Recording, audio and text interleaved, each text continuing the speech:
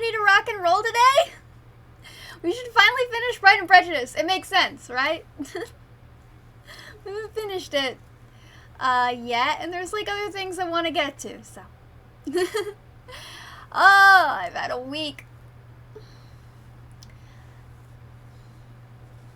I had this whole like birthday stream planned, right? Like, cause it was my birthday this week. I turned 24. I look younger than I am, but I turned 24.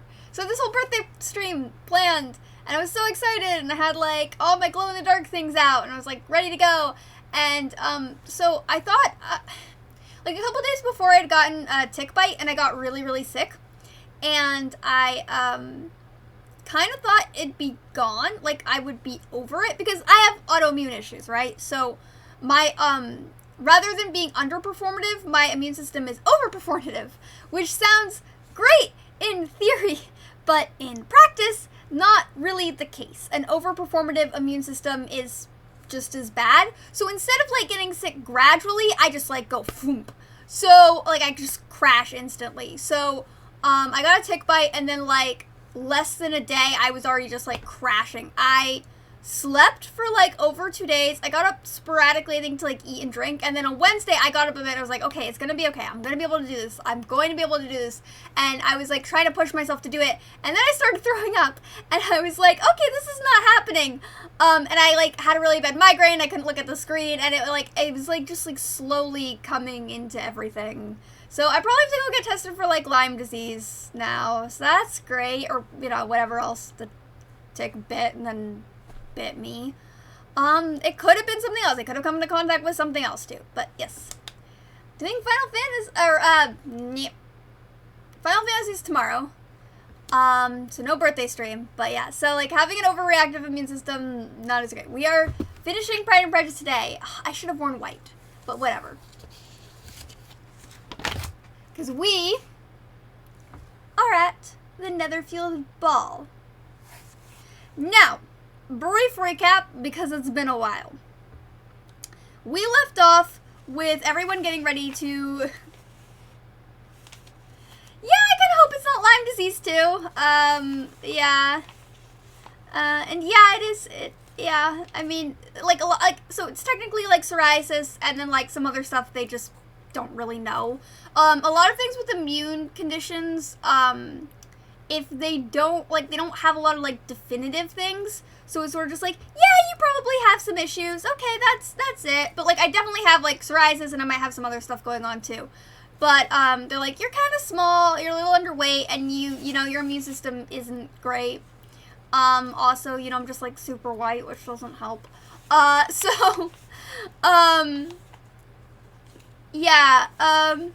But yeah, so like psoriasis, I manage mine pretty well, but it's becoming very treatment resistant, so I need to go back and see. I don't suggest anyone Google pictures of psoriasis because it's not very pretty to look at. But it's one of the reasons I wear so many layers so that nobody sees, and I take care of my skin really, really well, and I don't touch anything that I'm not supposed to. Yeah.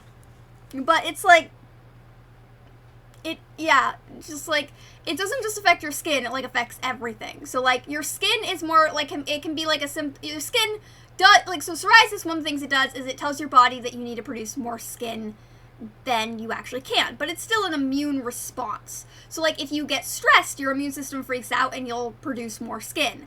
If you get sick, your immune system freaks out and you'll produce more skin, and it causes like breakage and like scaliness and all sorts of nastiness. So yeah, like the weather changes, your immune system freaks out, and it's horrible. And sometimes it doesn't even show. It's like when it shows, it's bad. But there's other times where, like, I also have eczema too. So I have eczema and psoriasis, which is both just like it's a double-edged sword. But like, I mean, it's bad. But like so like, sometimes it just feels like my skin is like literal sandpaper all the time. And it's just very uncomfortable constantly. Yeah. Not a very pretty topic to discuss, but it's a thing. Alright. So where we left off is that, no, because my skin breaks apart. So what happens is, like, you get really red and splotchy to the point where you're breaking down skin to create more skin, and you'll start to bleed. I have a lot of scars just from, like, that. It does mean I do have resistance to poison oak. That's the only upside of it. The upside of it is you have the resistance to poison oak. That's the only upside of psoriasis. Is you have some natural resistance. I've never gotten poison oak because I have just some natural resistance to it. And also I don't go touching plants because I'm really allergic to plants. Yeah. Alright, so where we left off is that they're all getting ready to go to the Neverfield Ball. Catherine and Lydia basically went after Bingley and were like, hey, you should throw a ball. You should really throw a ball. And so now everyone is getting ready to go to the ball. And why I was saying I should have worn white is that at this point in time, fashion-wise, it was very common for all the women to wear white for the ball. And it was a big affair. So what they would do is, because it was very not seemly for a lady to go to the bathroom, they would fast for most of the day, and then they would basically not drink a lot of water for most of the day, so they wouldn't have to go to the bathroom. And then they would all wear white. Like, it was the fashion at the time. It was very popular at the time to wear white. So that's kind of why I made that joke. So a lot of these ball scenes, all of them would have been actually wearing whitish dresses. Yeah. Okay. So Elizabeth is also looking for Mr. Wickham, who she met, and immediately they bonded over their shared hatred of Darcy, who is socially incompetent. And Mr. Wickham, on the other hand, is very socially competent in a way that is probably not for the betterment of society, but we'll get there. So, yeah. Till Elizabeth entered the drawing room at Netherfield and looked in vain for Mr. Wickham among the cluster of redcoats there assembled. A doubt of his being present had never occurred to her. The certainty of meeting him had not been checked by any of those recollections that might have not unreasonably alarmed her. She had dressed with more than usual care, and prepared in the highest spirits for the conquest of all that remained unsubbed of his heart, trusting that it was not more than might be won in the course of an evening. But in an instant arose the dreadful suspicion of his being purposely omitted for Mr. Darcy's pleasure and the Bingley's invitation to the officers. And though this was not exactly the case, the absolute fact of his absence was pronounced by his friend, Mr. Denny, to whom Lydia eagerly applied, and who told them that Wickham had been obliged to go to town on business the day before, and was not yet returned, adding, with significant smile, I do not imagine his business would have called him away just now, if he had not wished to avoid a certain gentleman here. This part of his intelligence, though unheard by Lydia, was caught by Elizabeth, and it assured her that Darcy was not less answerable for Wickham's absence than if her first surmise had been just. Every feeling of displeasure against the former was so sharpened by the immediate disappointment that she could hardly reply with tolerable civility to the polite inquiries which he directly afterwards approached to make. Attention, forbearance, patience with Darcy was injury to Wickham. She was resolved against any sort of conversation with them, and turned away with a degree of ill humour, which she could not wholly surmount even in speaking to Mr. Bingley, whose blind partiality provoked her. But Elizabeth was not formed for ill humour, and though every prospect of her own was destroyed for the evening, it could not dwell long on her spirits, and having told all her griefs to Charlotte Lucas, whom she had not seen for a week, she was soon able to make the voluntary transition to the oddities of her cousin, and to point him out to her particular notice. Oh yes, we met Mr. Collins last time, too. It's been a while, but we met Mr. Collins.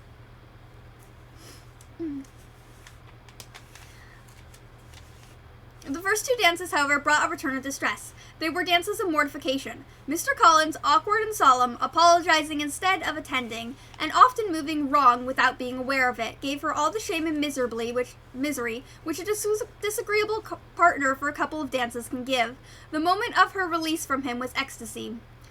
So, because Mr. Collins has the first two dances with Elizabeth, part of this entails, like, you know, the first two dances are like priority dances. There's like who you want to dance with before you're too drunk to remember the night sort of deal.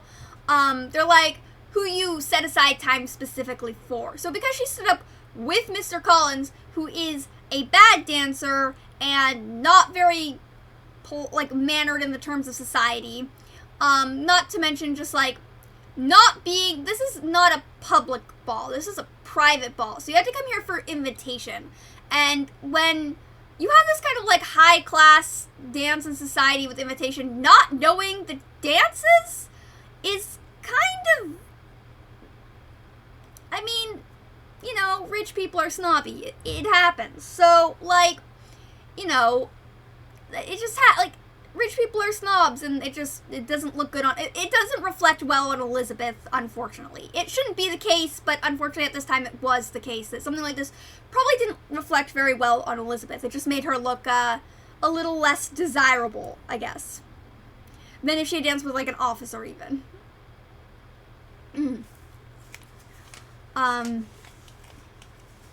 She danced next with an officer and had the refreshment of talking of Wickham, and of hearing that he was universally liked. When those dances were over, she returned to Charlotte Lucas, and was in conversation with her, when she found herself suddenly addressed by Mr. Darcy, who took her so much by surprise in his application for her hand, that without knowing what she did, she accepted him.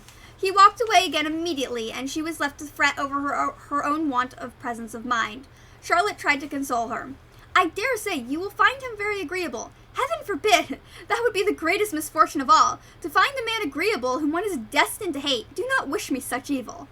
When the dancing recommenced, however, and Darcy approached to claim her hand, Charlotte could not help caution her in a whisper not to be a simpleton, and allow her fancy for Wickham to make her appear unpleasant in the eyes of man 10 times his consequence.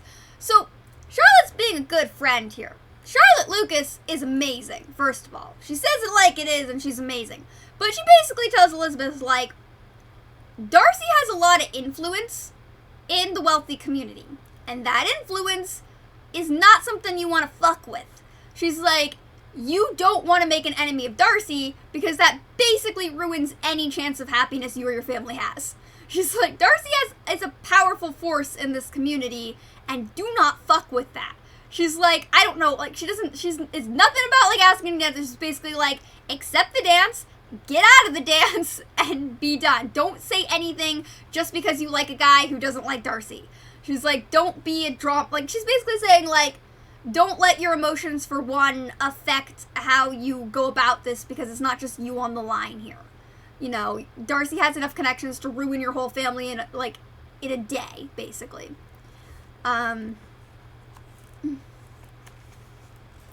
You know, don't be a simpleton.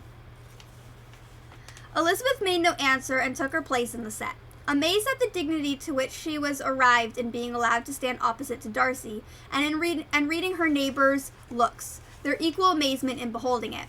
So, okay, picture this. If the first two dances are any indication, the first two dances indicate how the night will go. They kind of indicate your social standing, especially women of marriageable age, right? Lizzie's were with Mr. Collins. Mr. Collins, not great. Then she danced with an officer. Okay, he knows the dance, a little step up. It's still not amazing. It's still not, like, high tier. And then all of a sudden Darcy comes along, who has, like, the most, you know, influence in this entire establishment. Everyone's like, what the fuck is going on? And, you know, there's probably a small part of Elizabeth that likes that, you know? Even if she doesn't like Darcy per se, and she doesn't like his beef with Wickham, and doesn't like whatever's going on there, there's a part of her that likes, like, oh, like, you guys notice me now type vibes. You know, she's not gonna dissuade that. She's looking at her neighbors in the dancing set, and they're being like, Darcy, one, never dances. This is an established fact. He only dances with people he knows. Alright, have fun lurking in Iwashiniro. Let me read you to sleep. I shall read you to sleep. Or I shall read to you while you stream. But one, we've established that Darcy only dances with people he knows. So that's a huge step for Elizabeth if you really think about it, because it means that Darcy is comfortable enough around Elizabeth to dance with her, something he's been very vocally awkward about. This is one of the reasons I think Darcy's on the spectrum, is because as somebody who's also on the spectrum, if I'm comfortable enough to go out and do something with somebody in a certain space, that's like a big deal for me. And it doesn't necessarily mean that I'm comfortable with them in all spaces, but it's like little steps forward at a time, right? So for Darcy, like, who hates dancing, only dances with people he knows, and is very scheduled and secluded about it, to just out of nowhere walk up and ask Elizabeth very abruptly, that's huge, because one, it's a change in schedule, which I'm kind of operating with, like, as if Darcy's kind of on the spectrum, and there's variances to it too. Not everyone adheres to a strict schedule, but it's a change of schedule. And when you have a schedule and you're on the spectrum, you have like a system that you go about doing things in. Sometimes I know I do. I have like a very set system that I go about doing certain ways. I call it being methodical. The reality is I'm being neurotic, but it's kind of both. Yeah, so Darcy, this is out of Darcy's system. This is out of his little grid comfort box. So for Darcy to do this is a huge deal. Elizabeth doesn't know that, really, because, one, this type of conversation would not happen back then, but also just, like, she's still kind of mad at him because of the whole Wickham thing. So it's just something to pay attention to here. Darcy, like, out of nowhere asking Elizabeth to dance, and he's probably planned this, but, like, out of nowhere asking her and being just very abrupt with it and all of that, that is actually, for Darcy, a step forward in progress. And Elizabeth, we'll see if she takes a step forward or back here, because as Charlotte warned, you know, hey, keep a level head, be level about this. Just because Darcy and Wickham have beef doesn't mean you need to start worse things off. But there is a small part of her that likes this. She's like, oh, there's a small part of me, because, you know, you gotta think about it, right? Elizabeth's older sister is Jane. Jane is the beauty of the town. She's being sought after by Bingley. All the gossip right now is about Jane. And then Elizabeth has a lot of sisters, and I have 4 sisters, so I get it. When you have 4 sisters and parents who are, you know, maybe not entirely present, it's very hard to get that type of attention you kind of need as a kid. So as a result, you spend a lot of time competing. And it does seem like Elizabeth's parents, for the time period, are actually more attentive than maybe most parents are. But with the way her mother acts and the way her father acts and how they kind of like treat the world and process the world and their relationship with each other, it's probably very evident that Elizabeth has had to compete with some of her sisters for a while. And being second oldest, there's still pressure on her to do well status-wise. So to be seen with Mr. Darcy here, while she might not like him, she can certainly acknowledge that she does kind of like the jealousy that her neighbors are giving her. Like the looks they're giving her. They stood for some time without speaking a word, and she began to imagine that their silence would last through the 2 dances, and at first was resolved not to break it, till suddenly, fancying that it would be the greater punishment to her partner to oblige him to talk, she made some slight observation on the dance. He replied, and was again silent. After a pause of some minutes, she addressed him a second time, with, "It is your turn, Mr. Darcy, to say something now. Mr. Darcy, I talked about the dance, and you ought to make some kind of remark on the size of the room, or the number of couples." He smiled and assured her that whatever she wished him to say should be said. "Very well. That reply will do for the present. Perhaps by and by I may observe that private balls are much pleasanter than public ones, but now we may be silent." "Do you talk by rule, then, while you are dancing?" "Sometimes. One must speak a little, you know. It would look so odd to be entirely silent for half an hour together. And yet, for the advantage of some, conversation ought to be so arranged as that they may have the trouble of saying little as possible." "Are you consulting your own feelings in the present case, or do you imagine that you are gratifying mine?" "Both," replied Elizabeth archly. "For I have always seen a great similarity in the turn of our minds. We are each of an unsocial, taciturn disposition, unwilling to speak unless we expect to say something that will amaze the whole room, and be handed down to posterity with all the eclat of a proverb." "This is no very striking resemblance of your own character, I am sure," said he. "How near it may be to mine, I cannot pretend to say. You think it a faithful portrait, undoubtedly. I must not decide on my own performance." He made no answer, and they were again silent till they had gone down the dance. So, as I said before, I think if I see a lot of, like, on the spectrum and, like, social phobia behaviors in Darcy, and I get it. But I also am seeing some stuff in Elizabeth. So, remember, Charlotte said to Elizabeth, "Keep your head." And Elizabeth's first thought was, wow, this is boring. I want to mess with Darcy. Which is not a very good first thought. It's not a step forward, as we'll see. Like, it's not a good step forward. However, Elizabeth brings up a point here where she's like, these 2 dances are gonna take up the next, like, hour and a half or whatever. Like, I don't want to sit in silence for an hour and a half. And also during this conversation, you can see that, questions, and Darcy answers, but he does not ask questions in return. And this is actually something I think a lot of people on the spectrum struggle with. There's a lot of people with social phobia struggle with. There's a lot of people that anxiety in general struggle with. I struggle with this for a myriad of reasons. Number one, I grew up in the resource system, and in the resource system and the mental health institution, so I've been in the resource system since I was 7 till the time I graduated, so like 18. So that's like, like 11 plus years. And I was in some pretty heavy resource system type institutions. And one of the things that they do, and they do this in the mental hospital, I think when you're a kid as well, but even when you're an adult to some extent, is there's no talking about your home life. And there's no talking about your past. You're not allowed to ask questions or make comments about that because it could trigger other students. And in order to keep the peace, there's no talking about it. So when you make friends, sure, you can talk a little bit about that on your own time. But in the school, in social settings, you cannot have these candid conversations. And when I was in the mental hospital, they specifically told me, hey, your family brought you clothes. Don't show those off because there are other kids whose family have not brought them the same amount of clothes, and that's not a good thing to share. Oh, if your family comes to visit you at lunch, you have to move away from the other students, there's a lot of rules about what you can talk about and about what is okay to ask. And that's why I struggle with questions, but also just being on the spectrum and not knowing how to communicate is another thing. But Darcy might also just have some social phobias that just make it very hard for him to ask a question. He just might not know the proper protocol for this, so rather than saying the wrong thing, he just says nothing.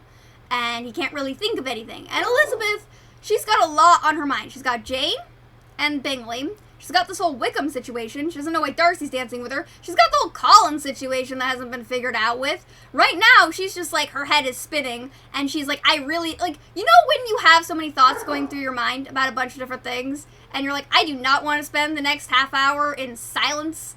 Yeah, that's kind of where Elizabeth's probably at right now. She's like, can we just talk about something, anything? Because walking around dancing in silence is not okay. She's just I can't. And yeah, so she makes a good point here. She's like, oh, I think we're both of similar minds. We both want to say something that'll amaze everyone in the room. And this might be how Elizabeth was able to win favor, because Elizabeth is her father's favorite. And she definitely doesn't get that type of attention from her mother. And her sisters, she's second oldest. She kind of does the parents' job a little bit. But she's certainly not getting a lot of attention. She doesn't have the same beauty that Jane has, same skills that Mary has, and, Catherine and Lydia are the youngest. They get a lot of attention just by virtue of being the youngest. So, for Lizzie's point of view, maybe the only way she was able to get attention or make friends or stand out in any way from an early on point in her life was to say something that would make the room think or cause a reaction in the room. And that was how she gained attention that made her feel validated. And that's entirely a plausibility, and maybe she sees some of that in Darcy as well, who, has a lot of things going for him, but doesn't have the social skills, so he's very careful with how he says things. He made no answer, and they were again silent, till they had gone down the dance. And when he asked her if she and her sisters did not very often walk to Meryton, she answered in the affirmative, and, unable to resist the temptation, added, when you met us there the other day, we just had been forming a new acquaintance. The effect was immediate. A deeper shade of hauteur overspread his features, but he said not a word, and Elizabeth, although blaming herself for her own weakness, could not go on.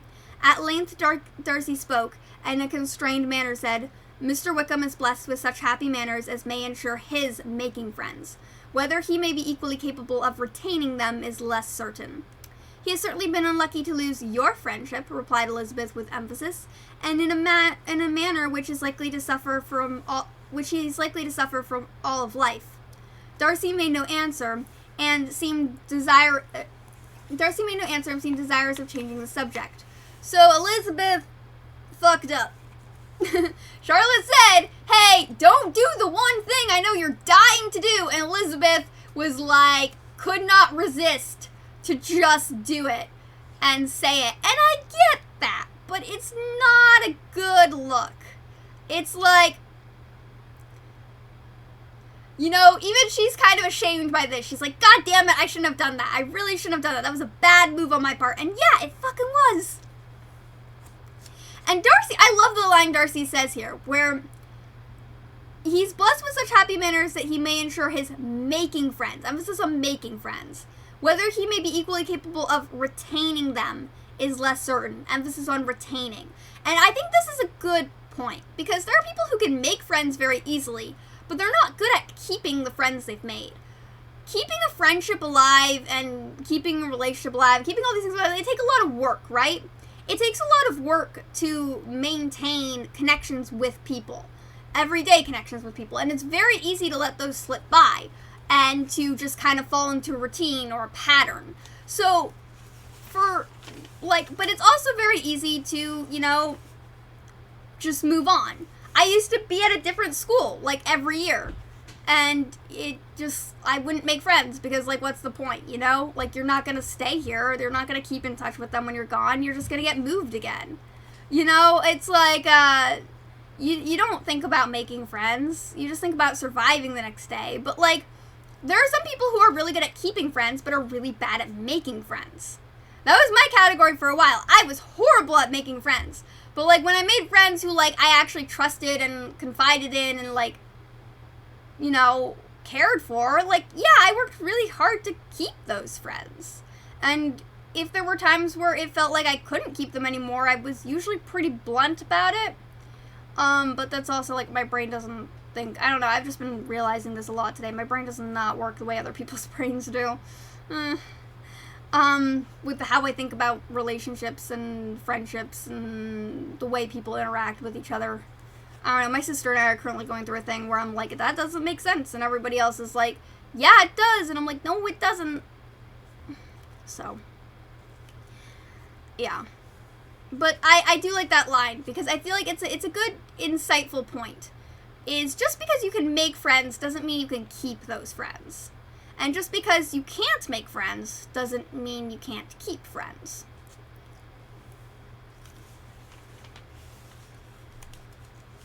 Darcy made no answer and seemed desirous of changing the subject. At that moment, Sir William Lucas appeared close to them, meaning to pass through the set to the other side of the room, but on perceiving Mr. Darcy, he stopped with a bow of superior courtesy to compliment him on his dancing and his partner. I have been most highly gratified indeed, my dear sir. Such very superior dancing is not often seen. It is evident that you belong to the first circles. Allow me to say, however, that your fair partner does not disgrace you, and that I must hope to have this pleasure often repeated, especially when a certain desirable event, my dear Eliza, glancing at her sister in Bingley, shall take place. But what congratulations will then flow in? I appeal to Mr. Darcy, but let me not interrupt you, sir. You will not thank me for detaining you from the bewitching converse of that young lady, whose bright eyes are also upbraiding me. The latter part of this address was scarcely heard by Darcy, but Sir William's allusion to his friend seemed to strike him forcibly, and his eyes were directed with a very serious expression towards Bingley and Jane, who were dancing together.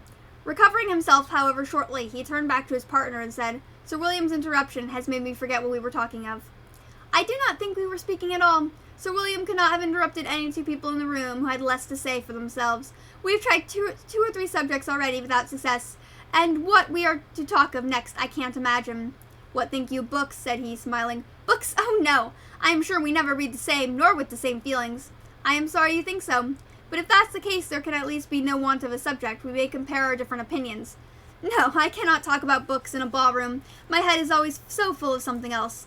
The present always occupies you in such scenes, does it? Said he with a look of doubt. Yes, always, she replied, without knowing what she said, for her thoughts had wandered far from the subject, and soon afterwards appeared by her suddenly exclaiming, I remember hearing you once say, Mr. Darcy, that you hardly ever forgave, and your resentment once earned was unappeasable. You are very cautious, I suppose, as to it being created. I am, he said with a firm voice. And never allow yourself to be blinded by prejudice? I hope not. Is it particularly incumbent on those who never change their opinion to be so secure in judging properly at first? May I ask what these questions tend? Merely to the illustration of your character, said she, endeavoring to shake off her gravity. I am trying to make it out. And what is your success? She shook her head. I do not get on at all. I hear such different accounts of you as to puzzle me exceedingly. I can readily believe, answered he gravely, that reports may vary greatly with respect to me, and I could wish, Miss Bennet, that you were not to sketch my character at present moment, as there is reason to fear that the performance would reflect no credit on either. But if I do not take your likeness now, I may never have an opportunity. I would by no means suspend you of any pleasure of yours, he coldly replied. She said no more, and they went down the other dance and parted in silence, on each side dissatisfied, though not to an equal degree. For in Darcy's breast there was a tolerable powerful feeling towards her, which soon procured her pardon, and directed all his anger against another. So, what Sir William Lucas says is really important here, because Bingley's dancing with Jane a lot right now. Like, a lot. Like, he's showing her a lot of attention. Not to mention, Mrs. Bennet has been all up like, Jane and Bingley are going to be married forever, blah, blah, blah, blah, blah. Whereas, like, everyone else has been like, please don't say anything. And Jane, because women at the time are not really supposed to show these type of expressions, she's been trying to keep things kind of mellow. She's been trying not to show so much emotion that people accuse her of being like a gold digger or a slut, but she's also been trying to show enough emotion that like says like, I'm still interested, I'm still here. And that's a very hard game to play with your feelings and your emotions. That takes a lot of emotional regulation, even nowadays, to just like kind of tone back your emotions a bit from that type of thing. Because Jane's confided in Elizabeth, she really likes Bingley. And Elizabeth said, you know, you've liked stupider people, Bingley's fine. But it's possible that the rest of the world can't really see it. Like, Jane, we've only heard this from people who know Jane. So Jane is walking a very fine line of emotional regulation, which is very hard to walk with any type of emotional regulation. Most of the time it's with anger. I think most people have more experience with this type of emotional regulating with anger, like when you get angry at something or you're frustrated by something but you don't want to take it out on somebody else that you care about. So you have to kind of regulate your emotions to kind of stay in line so you're not like, you know, emotional vomiting all over the place per se. I don't know if that really checks out, but you get it. Like, Jane's this type of regulation is harder.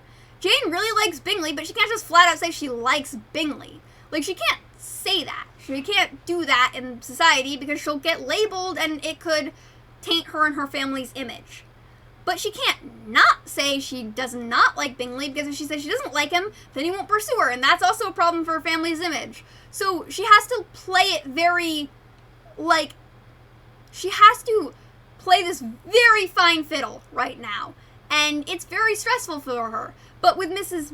Bennet, like, their mom being all like, Jane and Bingley forever and ever and ever, like, that also doesn't look good either, because Bingley hasn't proposed to Jane. He's danced with her a bunch, yeah, or whatever, but he hasn't proposed to her, and Charlotte's even pointed out, like, if Jane wants him, she should really, really work hard to let him know. But Elizabeth then pointed out, but yeah, Jane's also being Jane, like, you know, we also have, like, an image to maintain.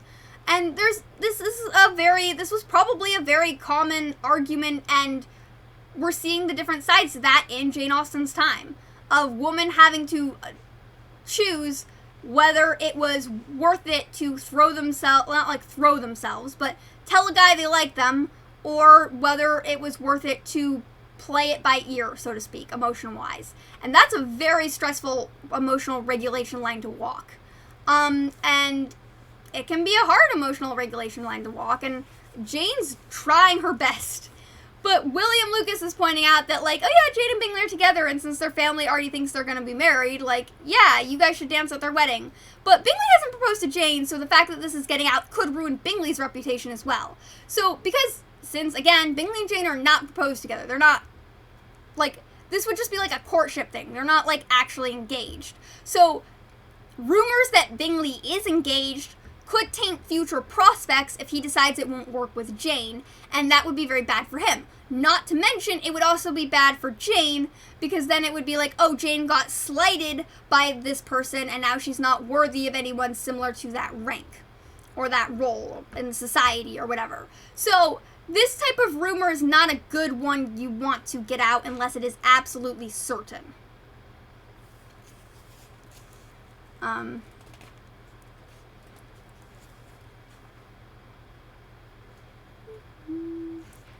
They had not long separated when Miss Bingley came towards her, and with an expression of civil disdain thus accosted her. "So, Miss Eliza, I hear you are quite delighted with George Wickham. Your sister has been talking to me about him, and asking me 1,000 questions. I find that the young man forgot to tell you, among his other communications, that he was the son of old Wickham, the late Mr. Darcy's steward. Let me recommend you, however, as a friend, not to give implicit confidence to all his assertions. For as to Mr. Darcy's using him ill, it is perfectly false, for on the contrary, he has always been remarkably kind to him, though George Wickham has treated Mr. Darcy in a most infamous manner. I do not know the particulars, but I know very well that Mr. Darcy is not the least to blame, that he cannot bear to hear George Wickham mentioned, and that though my brother thought he could not avoid including him in the invitation to the officers, he was excessively glad to find that he had taken himself out of the way. His coming into the country at all is a most insolent thing indeed. I wonder how he could presume to do it. I pity you, Miss Eliza, for this discovery of your favourite's guilt, but really, considering his descent, he could not expect much better." "His guilt and his descent appear by your account to be the same," said Elizabeth angrily, "for I have heard you accuse him of nothing worse than being the son of Mr. Darcy's steward, and of that, I assure you, he informed me himself." "I beg your pardon," replied Miss Bingley, turning away with a sneer. "Excuse my interference. It was kindly meant." Okay. We know Mrs. Bingley really wants to be in Darcy's pants, right? So, figure this, right? She's at this dance where she's only... Previously, in dances, she and Darcy have danced, right? Because Darcy knows her, whatever... he knows her, so yeah, they've danced. But at this dance, Darcy's dancing with someone new, and that's Elizabeth, and she doesn't want Elizabeth and Darcy together because she views Elizabeth as a threat. And so, immediately seeing Elizabeth exit dancing with Darcy, she gets worried and goes up all in there. It's like, let me just rain all over your parade. But she doesn't really have any information to rain on Elizabeth's parade. So she just kind of, piles on to the garbage pile of, Darcy doesn't like Wickham. Which, not great. And also, she says something else that's interesting. She says, Darcy cannot bear to hear Wickham's name.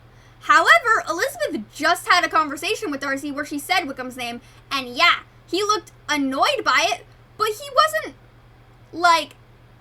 there wasn't a huge issue with it. They had a conversation. It wasn't a massive conversation, but it was still, it wasn't an argument. It was just, a little back and forth about it. But it wasn't, the end of the world. But, the way, and this is one of the reasons I think, the reason Darcy likes Elizabeth, and something I pointed out previously in previous streams where I've read this, is that when we were analyzing Elizabeth's stay at Netherfield and how the dynamic between her, Bingley, and Darcy kind of was how it felt. Elizabeth is very good at reading the dynamics between them, and she's also very good at understanding kind of how to fit in there. And they have this very playful banter that's going on. But Elizabeth will poke fun at them in a way that Miss Bingley can never seem to manage to understand. She doesn't poke fun at them. She doesn't understand their flaws. She's not willing to take them up on their bullshit, per se. She doesn't call out their bullshit. Whereas Elizabeth, full on, would kind of poke fun at them, call out their bullshit, they would have playful banter. And it kind of makes it seem like Miss Bingley doesn't know how to have these types of conversations. And Darcy, the reason Darcy's not into her, despite her throwing herself at him, and possibly being a good match, on paper, is that she can't have these conversations with him. She can't have, conversations that make him think about things. Because even in this conversation where Elizabeth and him have this misunderstanding about Wickham, and all this stuff that's going on, and Elizabeth's still trying to even figure out what the fuck is going on, they're still thinking about things. Elizabeth, goes all guns blazing, oh, I'm gonna get Darcy and get him to admit he was mad at Wickham or mean to Wickham. But then she even backtracks a little bit, is you said when you get angry with someone or you no longer want to talk to someone, there's a reason for that and you've thought of it. And she kind of examines him about that. And when he answers all affirmative, she's like, okay. Darcy, meanwhile, thinks that, he's not angry at Elizabeth, he's angry at Wickham. And that's kind of a little insight there as to kind of what's going on, but he still thinks, he's thinking through the conversation. And he even, tries to smooth the conversation over later because he does seem to enjoy her company. So yeah. "Insolent girl," said Elizabeth to herself, "you are much mistaken if you expect to influence me by such a paltry attack as this. I see nothing in it by your own wilful ignorance and the malice of Mr. Darcy."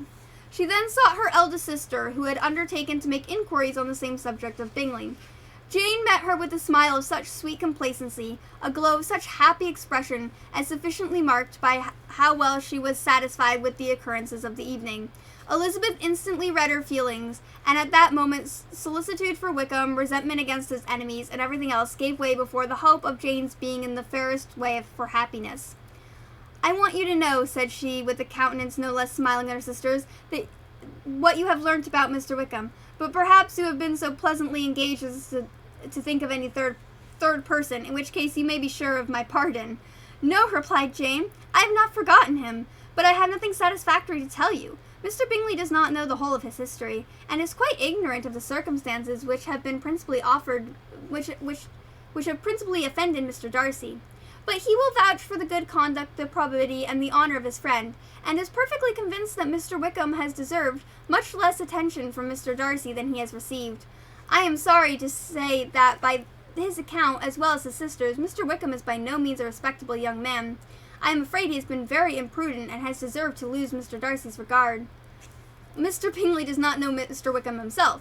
"No, he never saw him till the other morning at Meryton." "Then this account, then, is what he has received from Mr. Darcy. I am satisfied.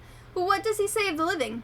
"He does not exactly recollect the circumstances, though he has heard them from Mr. Darcy more than once, but believes that it was left to him conditionally only." "I have not a doubt of Mr. Bingley's sincerity," said Elizabeth warmly, "but you must excuse my not being convinced of by assurances only. Mr. Bingley's defence of his friend was a very able one, I dare say, but since he is unacquainted with several parts of the story, and has learnt the rest from that friend himself, I shall venture still to think of both gentlemen as I did before." She then changed the discourse to one more gratifying to each, and on which there could be no difference of sentiment. Elizabeth listened to delight to the happy, though modest hopes which Jane entertained of Bingley's regard, and said all in her power to heighten her confidence in it. On their being joined by Mr. Bingley himself, Elizabeth withdrew to Miss Lucas, whose inquiry after the pleasantness of her last partner, she had scarcely replied, before Mr. Collins came up to them, and told her with great exultation that he had just been so fortunate as to make the most important discovery. "I have found out," said he, "by singular accident, that there is now in the room a near relation of my patroness. I happened to overhear the gentleman himself mentioning to the young lady who does the honours of his house the names of his cousin, Miss de Bourgh, and of her mother, Lady Catherine. How wonderful these sort of things occur! Who knew I would have thought my meeting with perhaps a nephew of Lady Catherine de Bourgh in this assembly? I am most thankful that the discovery is made in time for me to pay my respects to him, which I am now going to do, and trust he will excuse my not having done it before. My total ignorance of the connection must plead my apology." "You are not going to introduce yourself to Mr. Darcy?" "Indeed I am. I shall entreat his pardon for not having done it earlier. I believe him to be Lady Catherine's nephew, and it will be in my power to assure him that her ladyship was quite well yesterday night." Elizabeth tried hard to dissuade him from such a scheme, assuring him that Mr. Darcy would consider his addressing him without introduction as impertinent freedom rather than a compliment to his aunt, and that it was not in the least necessary there should be any notice on either side, and that as if it were, it must belong to Mr. Darcy, the superior in consequence, to begin the acquaintance. So, remember, again, really long stream ago, basically, in the beginning of all this, when Mr. Bingley came to town, and Mrs. Bennet was trying to get Mr. Bennet to go introduce himself and all of them to Mr. Bingley, you cannot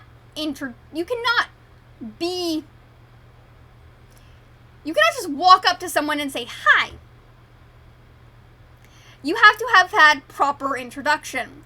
And Mr. Collins is not superior in status to Mr. Darcy. We're operating under a class system here. So Mr. Darcy is a higher in the class system than Mr. Collins. So if Mr. Darcy wanted to go say hi to Mr. Collins and initiate the exchange, he could. But Mr. Collins, being of lower status than Mr. Darcy, cannot. It does not make sense in a logical manner, especially in this day and age, but yes. He would have, if Mr. Collins wishes to talk with Mr. Darcy, it would have been, like, the status quo would be someone of a higher status to make the introductions for him. Or someone who knew Darcy to make the introductions for him. But Mr. Collins just walking up and saying, hi, is kind of sketchy. And is definitely maybe not something Darcy would enjoy. I have a new mug, by the way. We have a bunch of new mugs. I can't wait to get them all out.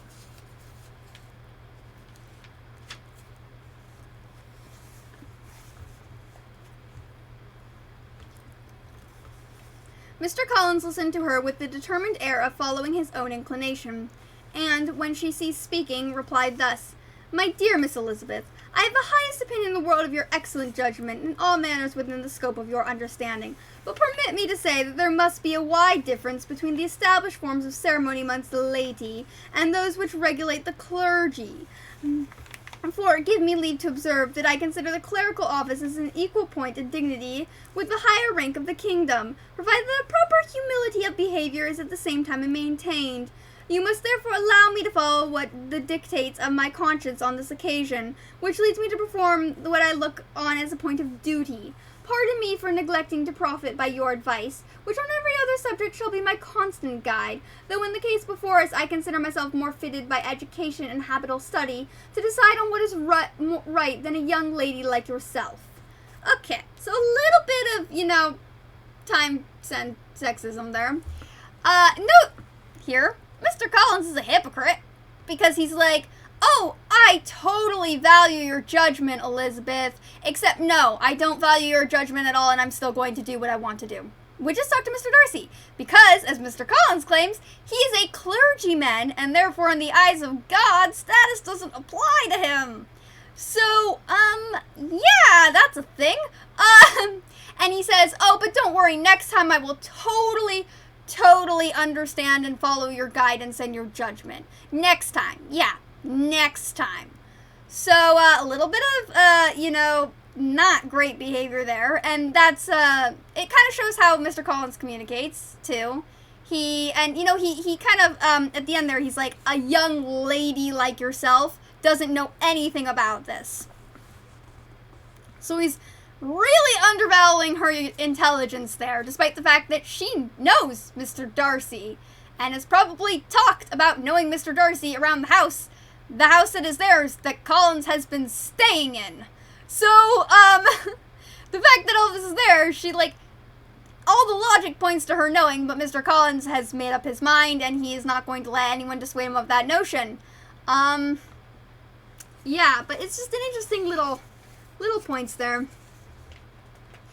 And with a low bow, he left her to attack Mr. Darcy, whose reception of his advances she eagerly watched, and whose astonishment at being so addressed was very evident.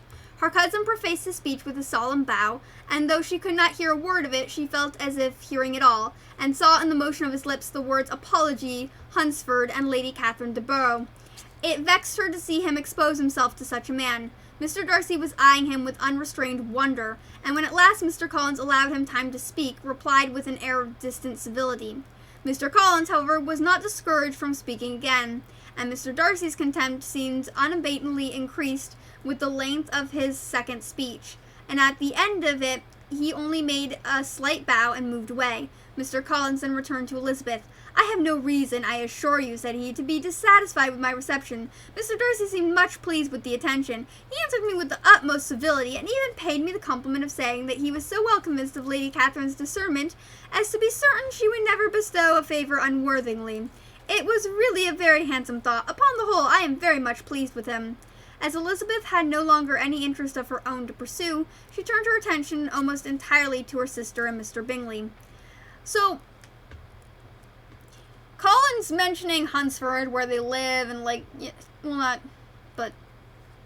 Collins mentioning basically that he's kind of with Elizabeth's group is not great when he's committing social suicide in front of a room full of rich people. Yeah. Not a great one there, buddy. So, that doesn't look great on Elizabeth's family now, because the guy who was made a complete fool of himself in the evening, that everybody looked at and was stunned by, has just kind of been like, oh yeah, I'm with these people, and is sort of like, no. So yeah. And the train of agreeable reflections which her previous observations gave birth to made her perhaps almost as happy as Jane. She saw her in idea settled in that very house, in all the felicity which a marriage of true affection could bestow, and she felt capable, under such circumstances, of endeavouring even to like Bingley's two sisters. Her mother's thoughts she plainly saw were bent the same way, and she determined not to venture near her, lest she might hear too much. When they sat down to supper, therefore, she considered it a most unlucky perverseness which placed them within one of each other, and deeply was she vexed to find that her mother was talking to that one person, Lady Lucas, freely, openly, and of nothing else but her expectation that Jane would soon be married to Mr. Bingley. It was an animating subject, and Mrs. Bennet seemed incapable of fatigue while enumerating on the advantages of the match.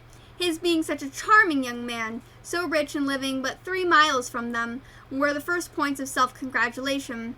Then it was such a comfort to think of how fond the two sisters were of Jane, and to be certain that they must desire the connection as much as she could, too. It was, moreover, such a promising thing for her young daughters, as Jane marrying so greatly must throw them in the way of other rich men. And lastly, it was so pleasant at her time of life to be able to consign her single daughters to the care of their sister, that she might not be obliged to go into company more than she liked. It was necessary to make this circumstance a matter of pleasure, because on such occasions it is the etiquette. But no one was less likely than Mrs. Bennet to find comfort in staying at home at any period of her life. She concluded with many good wishes that Lady Lucas might soon be equally fortunate, though evidently and triumphantly believing there was no chance of it. In vain did Elizabeth endeavour to check the rapidity of her mother's words, or persuade her to describe their felicity in a less audible whisper. For, to her inexpressible vexation, she could perceive that the chief of it was overheard by Mr. Darcy, who sat opposite them. Her mother only scolded her for being nonsensical.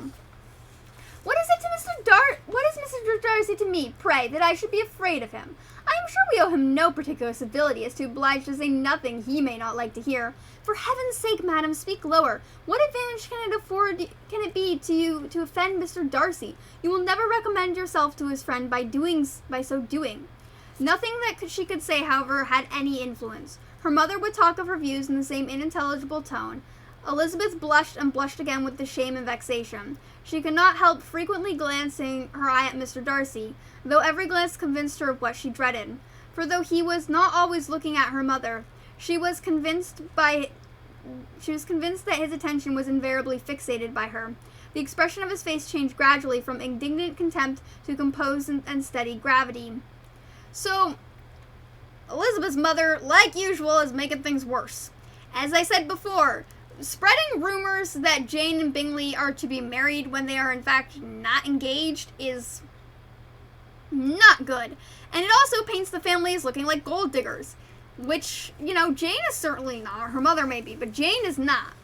Jane is not, Elizabeth's not, the rest of the family isn't, but the only person who's kind of a gold digger is Mrs. Bennet.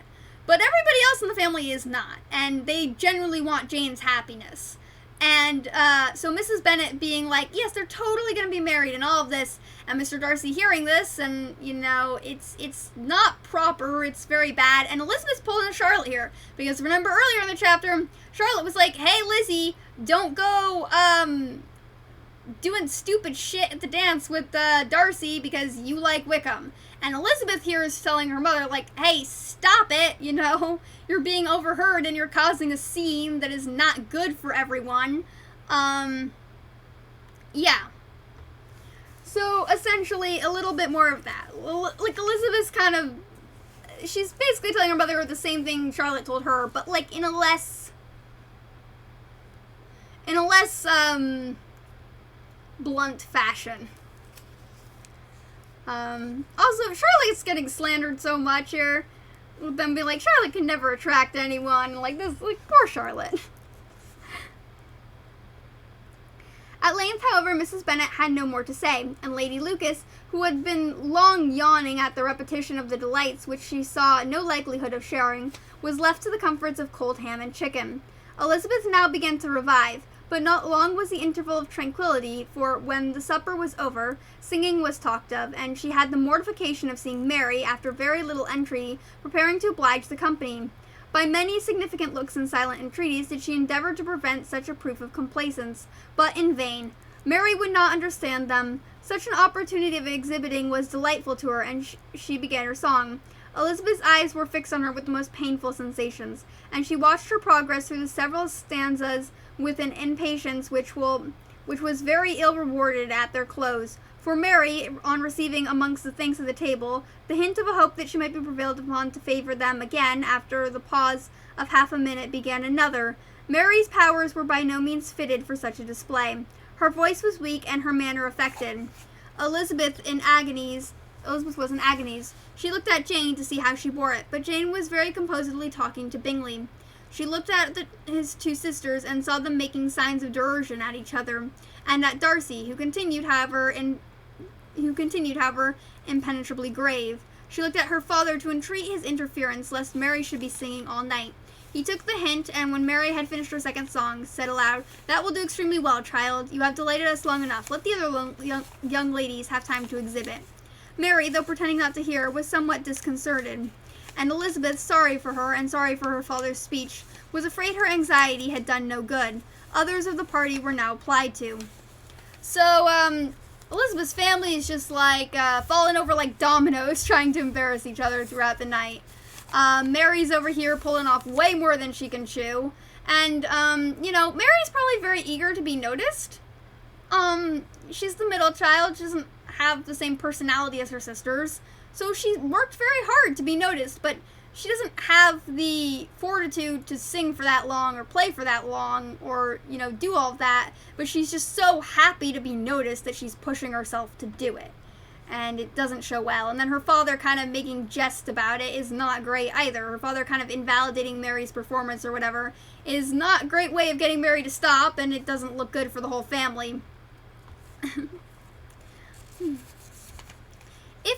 If I, said Mr. Collins, were so fortunate as to be able to sing, I should have great pleasure, I am sure, in obliging the company with an air, for I consider music as a very innocent diversion, and perfectly compatible with the profession of a clergyman. I do not mean, however, to assert that we can be justified in devoting too much of our time to music, for there are certainly other things to be attended to. The rector of a parish has much to do. In the first place, he must make such an agreement for the tithes as may be beneficial to himself and not offensive to his patron. He must write his own sermons, and the time that remains will not be too much for his parish duties, and the care and improvement of his dwelling, which he cannot be excused from making as comfortable as possible. And I do not think it light of importance that he should have attentive and conciliatory manners towards everybody, especially towards those whom he owes his preferment. I cannot acquit him of that duty, nor could I think well of a man who should omit an occasion of testifying his respect towards anybody connected with the family. And with a bow to Mr. Darcy, he concluded his speech, which had been spoken so loud to be heard by half the room. Many stared, many smiled, but no one looked more amused than Mr. Bennet himself, while his wife seriously commended Mr. Collins for having spoken so sensibly, and observed in a half-whisper to Lady Lucas that he was remarkably clever, good kind of man.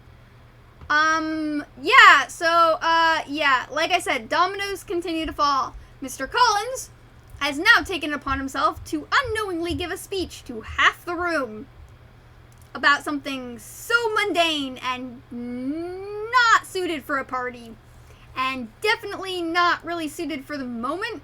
So now everybody's just staring awkwardly at this weirdo who just stood up and gave a weird speech about clergymen doing stuff around their house to the half the room. Which is then made worse by Mrs. Bennet being like, "Yeah, good job!"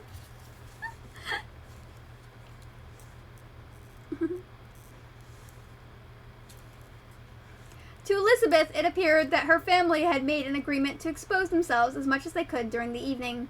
It would have been impossible for them to play their parts with more spirit or finer success, and happy did she think it for Bingley and her sister that some of the exhibition had escaped his notice, and that his feelings were not the sort of to be much distressed by the folly which he must have witnessed. That his two sisters and Mr. Darcy, however, should have had such an opportunity of ridiculing her relations was bad enough, and she could not determine whether the silent contempt of the gentlemen or the insolent smiles of the ladies was more intolerable.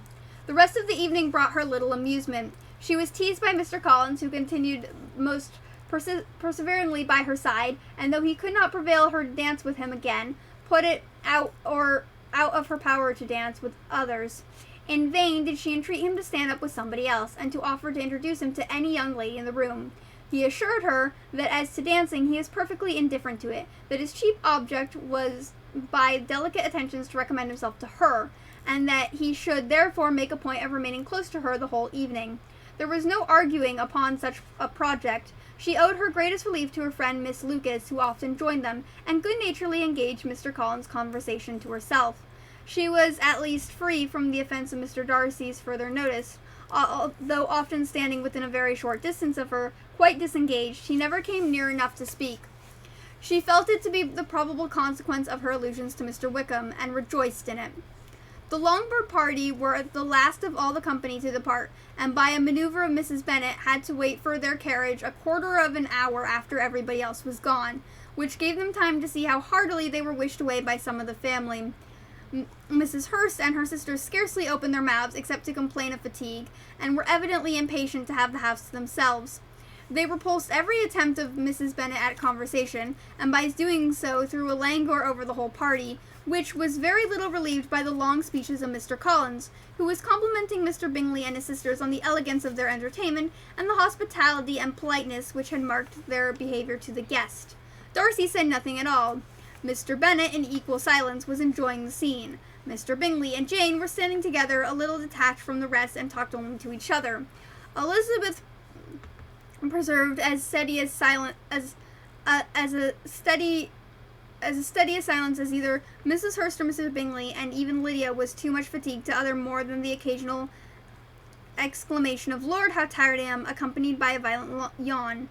When at length they arose to take leave, Mrs. Bennet was most pressingly civil in her hopes of seeing the whole family soon at Longbourn, and addressed herself particularly to Mr. Bingley, to assure him how happy he would make them by eating a family dinner with them at any time, without the ceremony of a formal invitation. Bingley was all grateful pleasure, and he readily engaged for taking the earliest opportunity of waiting on her, after his return from London, whither he was obliged to go for the next day for a short time. Mrs. Bennet was perfectly satisfied, and quitted the house under the delightful persuasion that, allowing for the necessary preparations of settlements, new carriages, and wedding clothes, she could undoubtedly see her daughter settled at Netherfield in the course of 3 or 4 months. Of having another daughter married to Mr. Collins.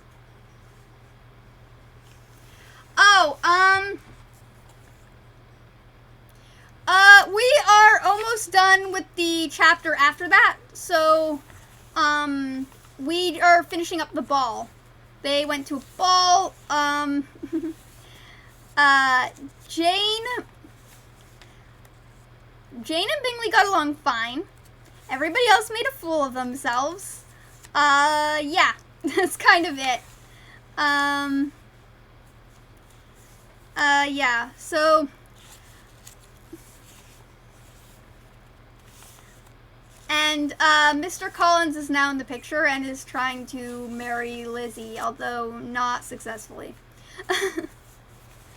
Married to Mr. Collins. She thought with equal certainty and with considerable, though not equal pleasure, Elizabeth was the least dear to her of her children, and though the man and the match were quite good enough for her, the worth of each was eclipsed by Bingley in Netherfield. Yeah, so Jane got over the ammonia, and she returned. So when Jane was returning to her house with her sister and all of that, her younger sisters and her mother convinced Bingley to give a ball at Netherfield, a private ball. When they were preparing for the ball, they met Mr. Wickham. Mr. Wickham is a officer in the nearby military who has a history with Darcy where he claims he was wronged by Darcy and was offered a living and a scholarship, essentially, that was never paid or given to him after Darcy's father died, basically, that should have been given to him. And Darcy refuses to talk about Wickham, and his friends don't know anything about Wickham. So Elizabeth is trying to figure out if Wickham is kind of telling the truth or not, and she kind of has a crush on Wickham, so she's kind of in his corner. Mr. Collins is their cousin who will inherit their house. This is also, I also have my last reading stream that should be up on YouTube. It should be up on YouTube as well. So you can also like catch up on my previous streams on my YouTube channel. I have a playlist that's just for reading streams. So you don't have to like see all the other stuff. You can just go to the playlist for the reading streams. Yeah, but so essentially Mr. Collins is a like 24-year-old clergyman who acts like he's way above everybody else, but really isn't, and he was appointed clergy by Catherine de Bourgh, who is a very prominent, wealthy female landowner at this time, which is very rare. And Catherine de Bourgh happens to be Darcy's aunt, which is something we learn. And yeah. So the other thing is, at this ball, the Bennet family made a huge fool of themselves. And Mrs. Bennet has been going around basically telling everyone that Jane and Bingley are going to get married, when in fact, that has not been announced or planned, or nobody has mentioned anything. Bingley has not proposed. There has been no thing, but Mrs. Bennet's going around telling all her friends and everyone in a lively tone that they're getting married, which doesn't really reflect well on the family. And, yeah. Kind of the main takeaway from that.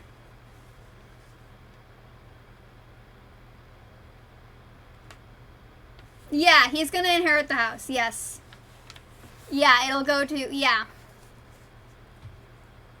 Yeah, basically the way that the land kind of coalesces. And, yep. So, Mr. Collins is still around trying to get in Liz. So, Mrs. Bennet basically makes a deal with Mr. Collins, like, hey, you know, like, if Jane's already spoken for, but you should try marrying Lizzie. Like, then the house would stay in the family, there would be, like, security and stuff, and Lizzie's her least favorite. So, also, another thing to point out at the end of the chapter here, the Bennets decide to be the last person to leave the party because Mrs. Bennet got up to her old tricks again and was like, what if our carriage was the last to come? And we just had to stay here an extra half hour. So, imagine you hold a party, right? It's like 2 fucking a.m., and there's this one family that just refuses to leave. Like, how pissed would you be? And Lizzie's been trying to do damage control this whole time, but she can't do damage control against this. Like, there's no damage control for just, like, being stuck at somebody's house. Like, at 2 a.m. while everyone is fatigued and exhausted and doesn't want you there. And I'm sure Mrs. Bennet trying to be like, you guys should come visit us next time, is not the greatest way to recommend herself, because she's, because they want them gone, and being like, you should come hang out with us is not gonna help that. So, that also probably didn't also, well, what Mrs. Bennet was trying to do was give, you know, Jane and Bingley more time. At this point in time, cousins were allowed to marry cousins.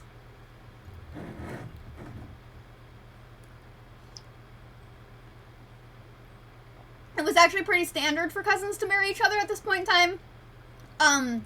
Because the English nobility believed that royal blood was purer and the blood of higher class citizens was more pure. So keeping the pure blood in higher class citizen families was seen as a good thing. And this is why many of the rulers in most countries were very inbred for many years. Yeah, so it was acceptable for cousins to marry each other and was actually a very standard practice in higher houses.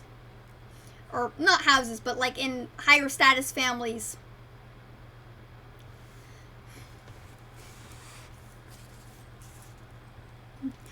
The next day opened a new scene at Longbourn. Mr. Collins made his declaration in form, having resolved to do it without the loss of time, and his leave of absence extended only to the following Saturday, and having no feelings of diffidence to make it distressing to himself, even at the moment, he set about it in a very orderly manner, with all the observations which he supposed a regular part of the business.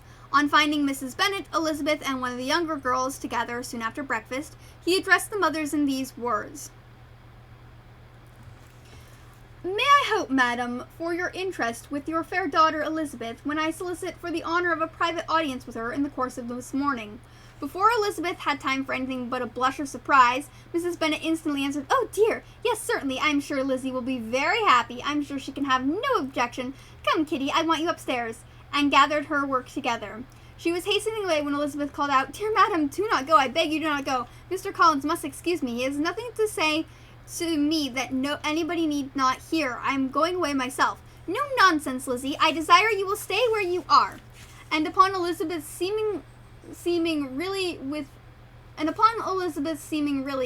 vexed and embarrassed looks about to escape, she added, Lizzie, I insist upon your staying and hearing Mr. Collins. Elizabeth would not have opposed to such an injunction, and a moment's consideration making her also sensible that it would be wisest to get it over with as soon and as quietly as possible, she sat down again and tried to conceal by incessant employment the feelings which were divided between distress and diversion. Mrs. Bennet and Kitty walked off, and as soon as they were gone, Mr. Collins began. First of all, this is very awkward for everyone involved.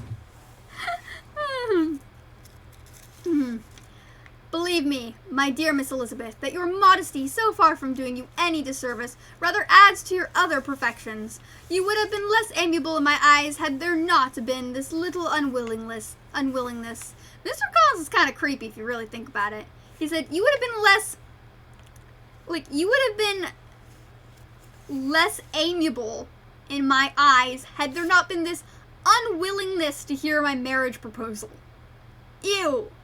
He's basically saying, like, oh yeah, like, if you had been all for the marriage proposal, I wouldn't have been as into you, because you not wanting to marry me is kind of attractive still. It shows that you're modest. Oh my god. Mr. Collins is creepy as shit. He's so pervy. I don't think y'all realize how pervy Mr. Collins is.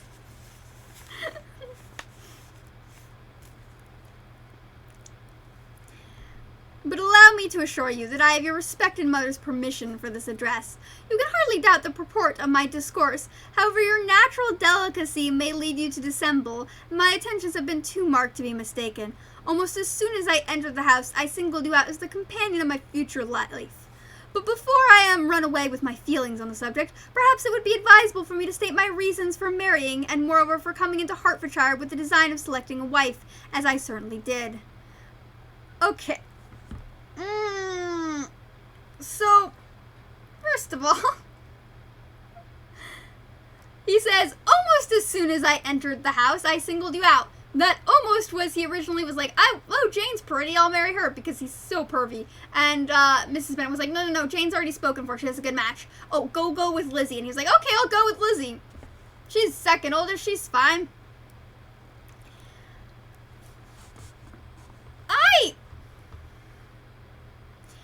Some of the characters in this book, I don't think are virgins.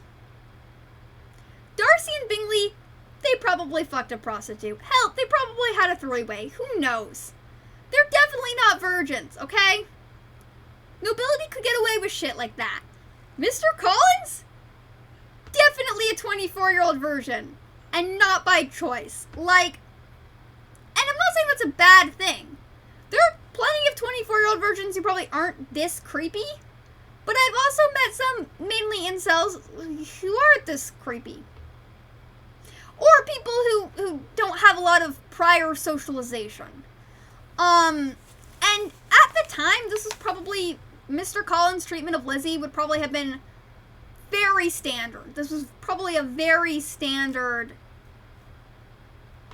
like, thing. But Mr. Collins is, like, really creepy. He's like, yeah, I had no other purpose coming to Hertfordshire than to select a wife to fuck. That's it. He's like, he doesn't even have standards, right? Because he's like, oh, I'll marry Jane. And then he's like, oh, Jane's spoken for? And then Bingley's like, and then Mrs. Bennet's like, oh, but go marry Lizzie. And he's like, okay, I'll take Lizzie. He doesn't even care. He doesn't have standards. He's at the point where he's desperate enough to just take whatever he gets, and he's not really going to care. And, I mean, it makes it sound like, it's not good for anyone involved. This type of desperation is not good for anyone involved. But he's also just going about this completely wrong. Like, he made it so awkward by being like, I need to talk to Lizzie. And ensuring that Kitty was in the room with Lizzie means that now everybody knows that something's gonna hear it. And I've never been proposed to. I have been... So I have this thing set up on my screen tab where it'll show the person who subscribed and the person who followed me last. However, on the reading stream tab, something about the way that, like, I do the, like, something about the wording doesn't fit in the little bubbles when I, like, correlate it. So I need to, like, go back and, like, re-correlate, like, resize everything. But because I haven't done a reading stream in so long, so, like, if it has a longer name, I won't size down. It's been causing me a lot of problems with my stream, but, like, yeah, so it's like, so, that is a mix of, I think, DK Shadow, Killa, and Alfwin, because Alfwin just resubbed for 7 more months, and then DK Shadow followed, so that's, those are just, like, that's the person who followed and the person who subscribed last, but because, I'm usually doing a gaming stream, not a reading stream. My gaming stream system looks different than my reading stream system. It's a little muddled when the name is really long. Yeah.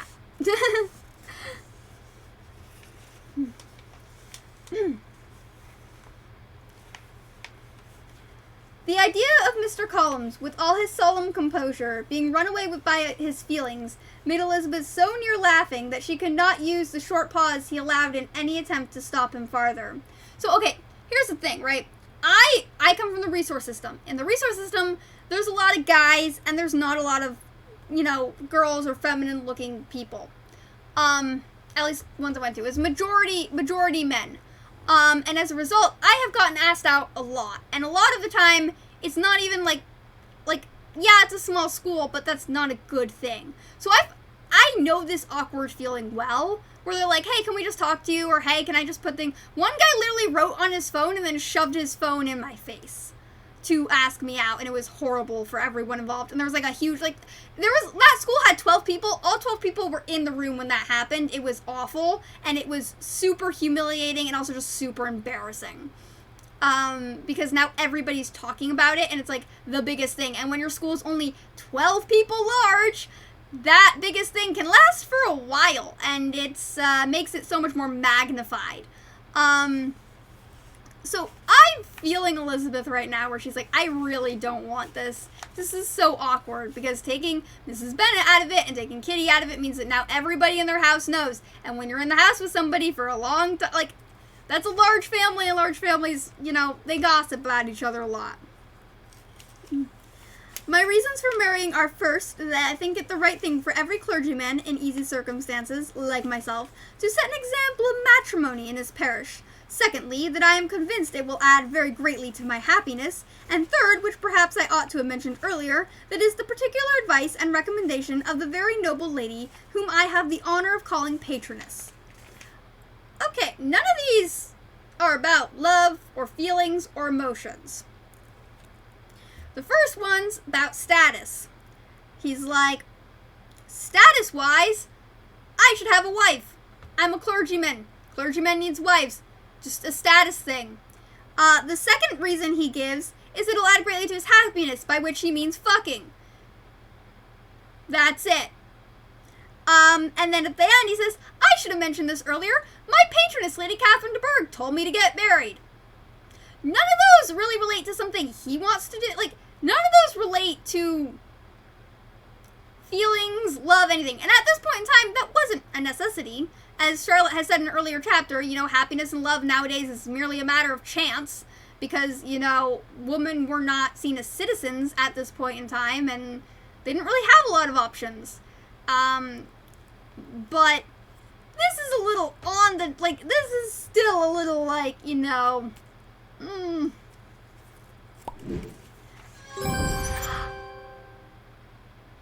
Thank you, Mark Wright! Thank you! It's very nice of you.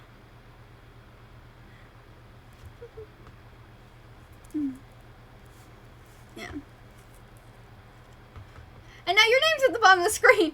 It's still kind of like overshadowed just because of the whole like little, like the structure thing. But yeah, your name's there. You can kind of see how it looks.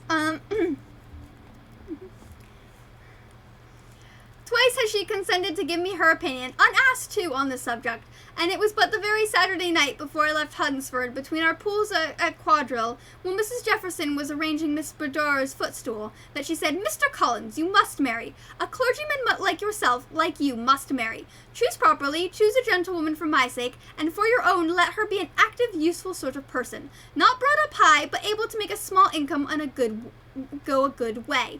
This is my advice. Find such a woman as soon as you can, bring her to Hunsford, and I will visit her. Allow me, by the way, to observe, my fair cousin, that I do not reckon the notice and kindness of Lady Catherine de Bourgh as among the least of the advantages in my power to offer. You will find her manners beyond anything I can describe, and your wit and vivacity, I think, must be acceptable to her, especially when tempered with the silence and respect which her rank will inevitably excite." Okay. So basically, his patroness, Lady Catherine de Bourgh, is like, you should get married. You're at the age where you should get married. What Lady Catherine says is not great, her advice, but she's also not wrong. In this point in time, she perhaps has observed that, this is probably one thing why she chose Mr. Collins, is that Mr. Collins is not the smartest of men. And she's probably observed that in her choosing Mr. Collins, she is able to kind of mold him to do what she wants to do, allowing her more control over her, you know, kind of village around her mansion, or whatever the fuck is going on in this time.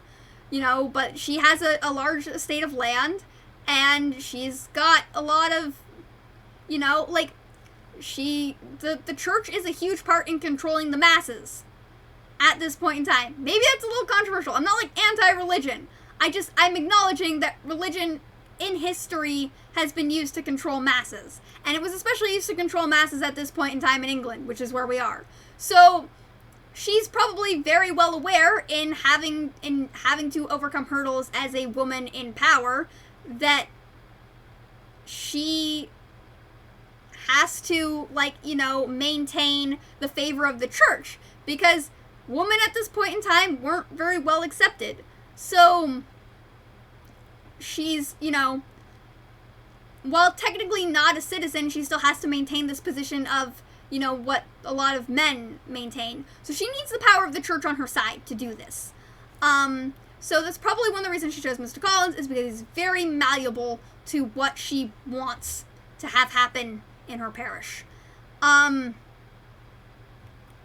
the advice that she gives him, again, it's blunt.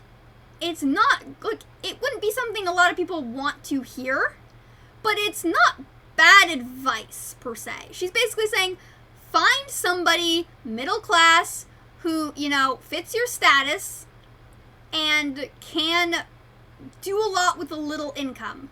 Like, knows how to work with a little bit of income. Knows how to make a little bit of money go a long way. Aw, thank you! I have a lot of cat ears now. I'm trying to, like, build up my cat and my rabbit ear collection, and my horn ear collection. I'm trying to get more demon horns, too. Hello, it's good to see you, Valky. Yeah, so, like...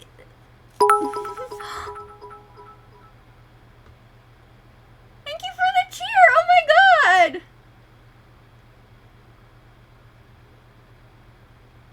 Thank you! I rarely get cheers. That's very nice of you.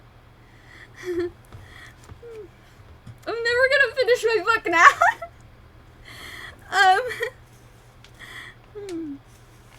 Yeah.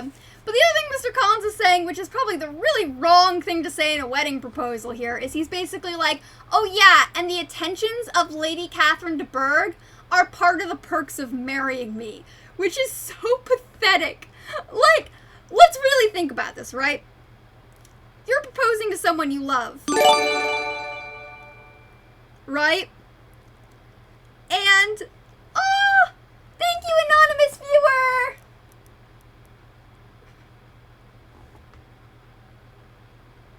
But think about it this way. You're proposing to someone you're gonna spend a lot of time with. And one of the perks of marrying you to that... Oh my god! Mark rides! What just happened?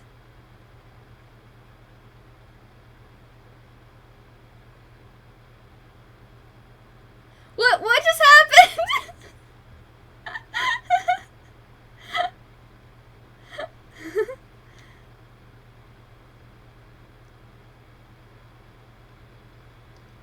Mark rides! God damn!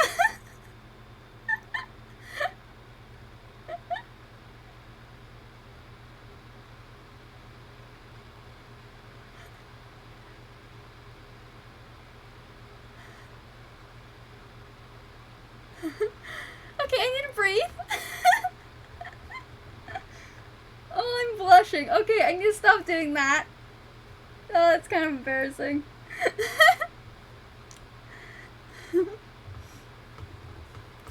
Okay.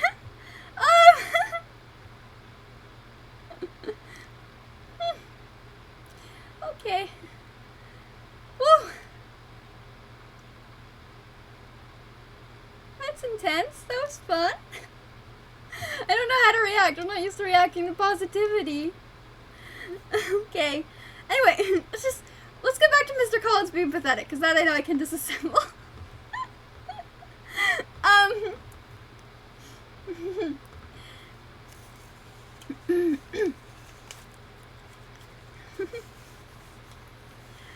Yeah, but like, it's kind of pathetic to be like, oh, this person who's not even my family, it's just like a perk of being with me. Like, imagine if one of your, like, if you were employed by like a famous actress and this is what you were telling someone you were gonna marry is like a perk of being married to you. Like, the fact that Mr. Collins is telling Elizabeth, like, yeah, you should marry me because I'm friends with Lady Catherine de Bourgh is just very like, ugh. Like, no, don't do that, Mr. Collins. That's a bad move on your part, dude. And then he goes on to praise Lady Catherine with praising he really should be giving his wife. But if he loves Lady Catherine, it's very evident that no matter who he marries, he will always love Lady Catherine more. And Lady Catherine does not love him. And maybe that's part of the reason Lady Catherine told him to get a wife, is because maybe she's starting to feel that Mr. Collins is like a little too into her, and she's this elderly lady with a lot of fortune. She's just like, okay, I want to control you, but not like that. You know, like, that might be also part of the reason Miss Lady Catherine was like, hey, dude, go get a wife, seriously. Like, stop spending all day at my house. People are going to start talking. Yeah. You will find her manners beyond anything I can describe, and your wit and vivacity, I think, must be acceptable to her, especially when tempered with the silence and respect which her rank will inevitably excite. Thus much for my general intention in favor of matrimony. It remains to be told why my views were directed to Longbourn instead of my own neighborhood, where I assure you there are many amiable young women. But the fact is that being as I am to inherit this estate after the death of your honored father, who however may live many years longer, I could not satisfy myself without resolving to choose a wife from among his daughters, that the loss to them might be as little as possible, when the melancholy event takes place, which, however, as I have already said, may not be for several years. So, he's basically saying, like, yeah, you guys are not in a position to refuse my advances. So he's saying, I didn't choose a wife because she's like, there are many amiable young women, but like, he's trying to frame it as like this good thing, but it's kind of implied that like, you guys cannot afford to say no to my proposals because I'm going to inherit this estate. That's essentially what Mr. Collins is telling Lizzie. It's basically implied that there are many young women in the area he lives in. None of them want to marry Mr. Collins. So he came to Longbourn because he knows that there are many daughters. He knows that there are women his age who are not really in a financial position to say no to him. This is called entrapment and abuse nowadays, but we don't talk about that in not Victorian England, Regency era England. We don't talk about that in Regency era England for some reason. We really should, but we don't. But yes, this is a sign of entrapment and abuse, and if anybody ever kind of says this to you, get the fuck out of there, man or woman. I don't give a fuck. Non-binary bitches too. If anybody says this type of shit to you, run. This is not a situation you want to be in relationship-wise. And I am a chronic asexual, and I can tell you that. So, yeah, it's basically implied that, yes, there are many women where Mr. Collins lives. None of them want... Yes, Mr. Collins could have an accident before Elizabeth's father dies. However, that doesn't really solve the inheritance issue unless Elizabeth has a son before that time, meaning she would have to sleep with Mr. Collins before that time. And I don't know if you can imagine a worse, like, the seventh pit of hell should just be having to sleep with Mr. Collins. Like, Mr. Collins, no, she would have, and like, even the fact, like, she would, so, if Mr. Collins were to marry Elizabeth and then die, she would have had to have sired an heir before that time. So yeah, kind of how that works. But yeah, maybe the seventh pit of hell should just be having to sleep with Mr. Collins.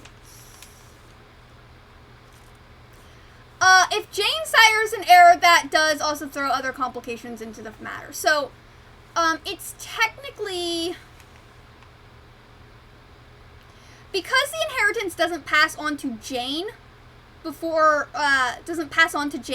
because Jane is a woman, it wouldn't technically matter.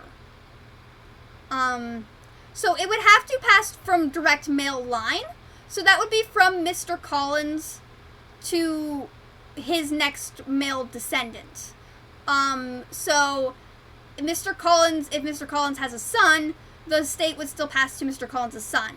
But because Jane is a woman, she cannot inherit the estate. So her marrying Bingley would save their family because even if somebody else does inherit their estate, Bingley has enough wealth and connections to keep them provided for. Which is part of the reason Mrs. Bennet is still there. So even if Jane has a son, that would not grant them the estate. Because it has to come from Mr. Bennet's direct male line. It's complicated, and there's a reason we don't do it like this anymore. Or we shouldn't do it like this anymore. It's because it's very complicated and, yeah, very strange. I think there are some cases where women can inherit things, but it's usually money. It's not usually land. So women can inherit money that can be gifted for settlements upon the death of a relative. So if an uncle were to die and to give them money, they would get money, but they can't really get land. I think Lady Catherine was able to kind of obtain land because she is very wealthy, and it was kind of her family's estate that her husband kind of moved into.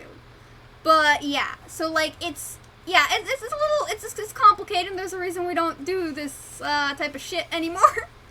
And then it's like, yeah, so it doesn't, yeah, Jane, yeah, it would not pass down to Jane, yeah.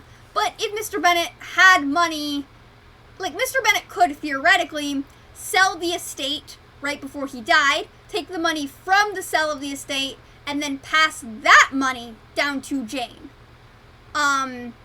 It wouldn't be a lot of money, but he could technically pass it down, the money from the sale of the estate. However, owning land is like this prestigious type thing, so they're probably not going to do that, because it's sort of like a family estate. Yeah. Mm-hmm.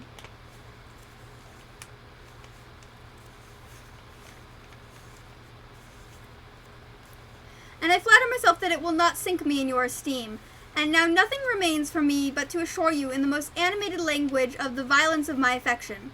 Too fortunate I am perfectly indifferent, and shall make no demand of that nature on your father, since I am well aware that it could not be complied with, and that £1,000 in the 4%, which will not be yours until after your mother's decease, is all that you may ever be entitled to. On that head, therefore, I shall be uniformly silent, and you may assure yourself that no ungenerous reproach shall ever pass my lips when we are married. So, this is another thing Mr. Collins does that is really rude, is he's like, oh, Lizzie, I know that your family's in financial straits and cannot provide a dowry. So at this point in time, if a woman got married, her family was to provide for, like, the dresses, all this other stuff, and a dowry. A dowry was, like, money for marrying the daughter. So, Lizzie's family cannot provide a lot of a dowry right now because they don't have the money to. Lizzie is entitled to money if her mother dies. So if her mother or her father dies, she's entitled to money, but it's not a lot of money. So basically Mr. Collins is saying, like, oh, also marry me, and I won't bring up the fact that your family is, you know, not financially well off and couldn't provide a dowry for you or whatever. And that's kind of rude. That's kind of a rude thing to say to somebody you're proposing to. I feel like if anybody wants to know how not to propose, read Mr. Collins' proposal speech, or watch a video of Mr. Collins' proposal speech, because that is the perfect example of how not to propose.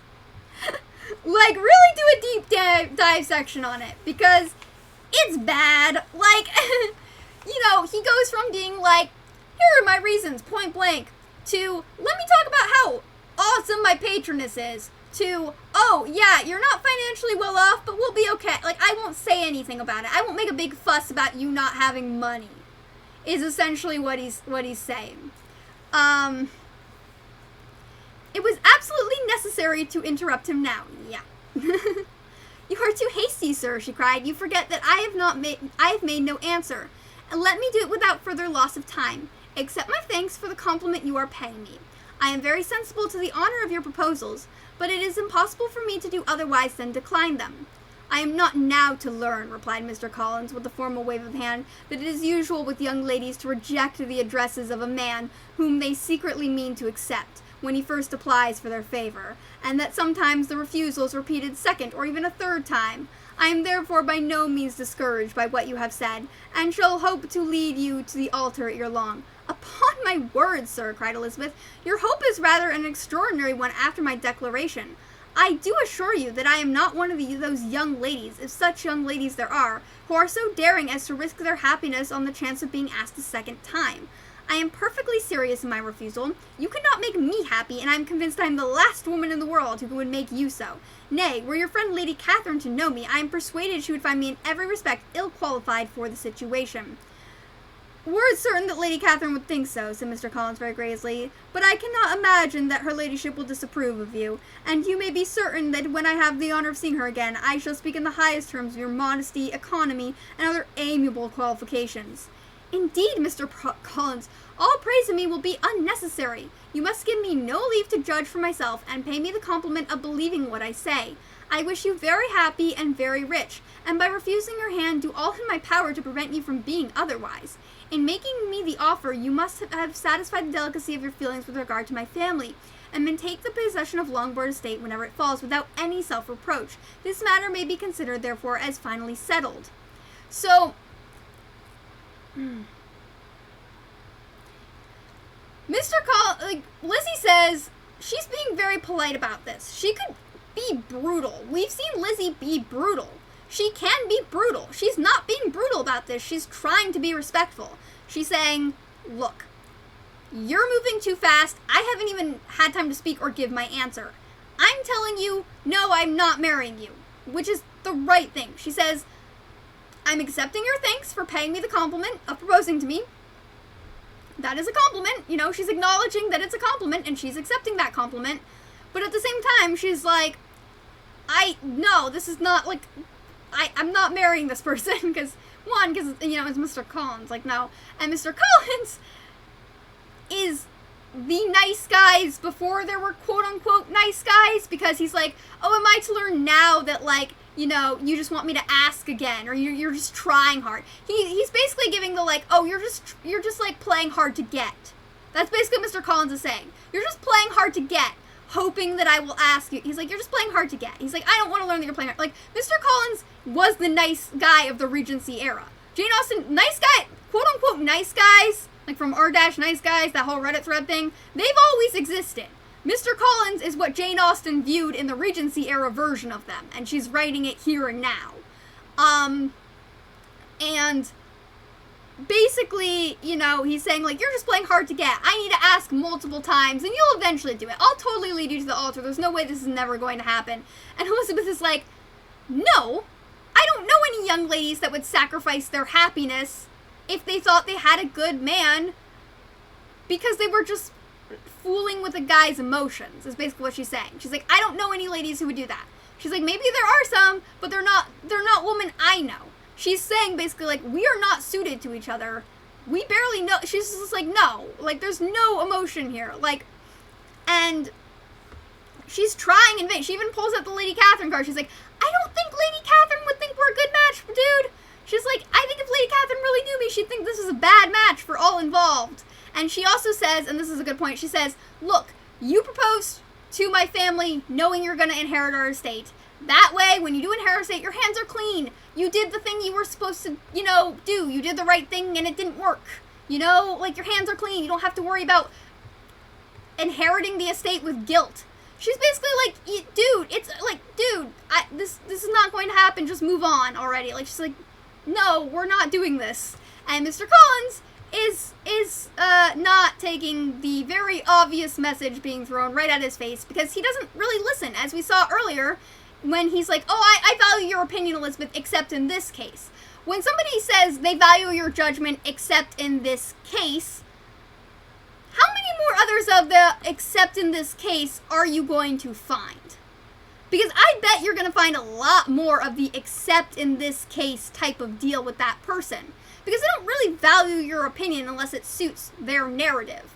And Mr. Collins' narrative right now is very centered on marrying Elizabeth.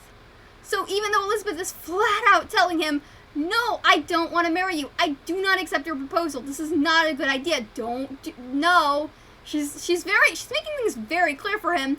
That's not his narrative, and Mr. Collins is not gonna deal with that. You know, she's saying, like, you don't have to praise me. She's like, I'm not asking for praise. I'm not asking for anything. She's like, I'm just asking you to not propose to me, basically.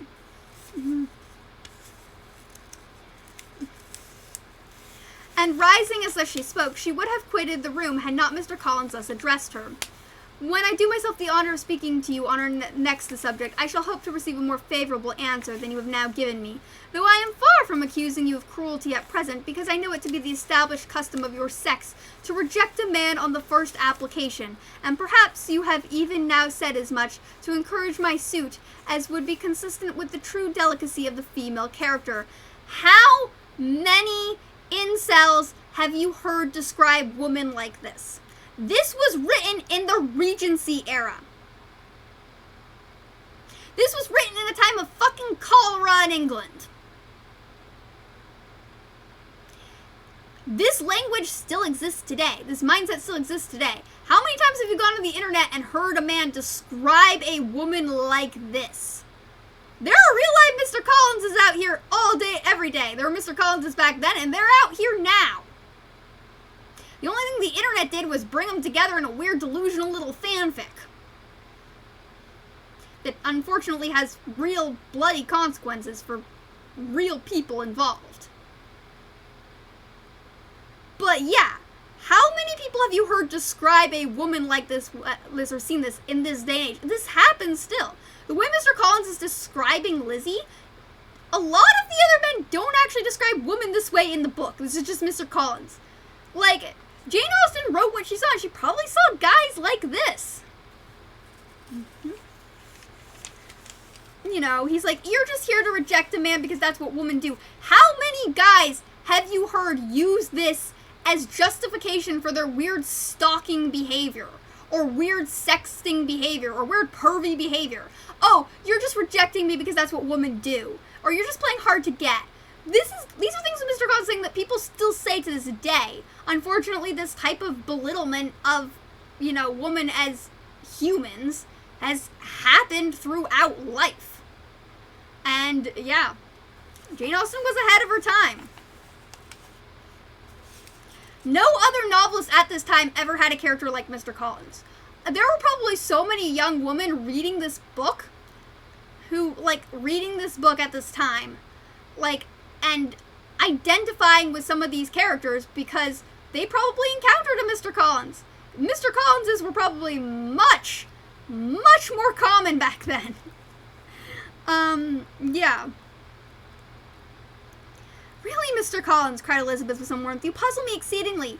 If what I have hitherto said can appear to you in the form of encouragement, I know not how to express my refusal in such a way as to may convince you of its being one. She's basically saying, like, I haven't said anything that's encouraging. All I've said, dude, is no, I'm not into you. Like, that's all she said. Just like, You must give me leave to flatter myself, my dear cousin, that your refusal of my address is merely words of course. My reasons for believing it are briefly these. It does not appear to me that my hand is unworthy of your acceptance, or that the establishment I can offer would be any other than highly desirable. My situation in life, my connections with the family of de Bourgh, and my relationship to your own are circumstances highly in my favor, and you should take it into further consideration. That in spite of your manifold attractions, it is by no means certain that another offer of marriage may ever be made to you. Your proportion is so small that it will in all likelihood undo the effects of your loveliness and amiable qualifications. As I must therefore conclude that you are not serious in your rejection of me, I shall choose to attribute it to your wish of increasing my love by suspense, according to the usual practice of elegant females. So Mr. Collins is saying, you're not in a position to refuse me. What I make, what I have, should be desired by you. Because you're not going to receive another offer of proposal anytime soon, because you are so poor that nobody will look past your good qualities to propose to you. That's basically what Mr. Collins is saying. Keep in mind, he wants to marry this woman, and this is how he's talking to her. He's basically saying, this is also a term that quote-unquote nice guys use. Where they're like, my situation is good. You should want to be with me. Not taking into account Elizabeth's feelings on the matter that she is a human being who has her own desires, wants, and needs.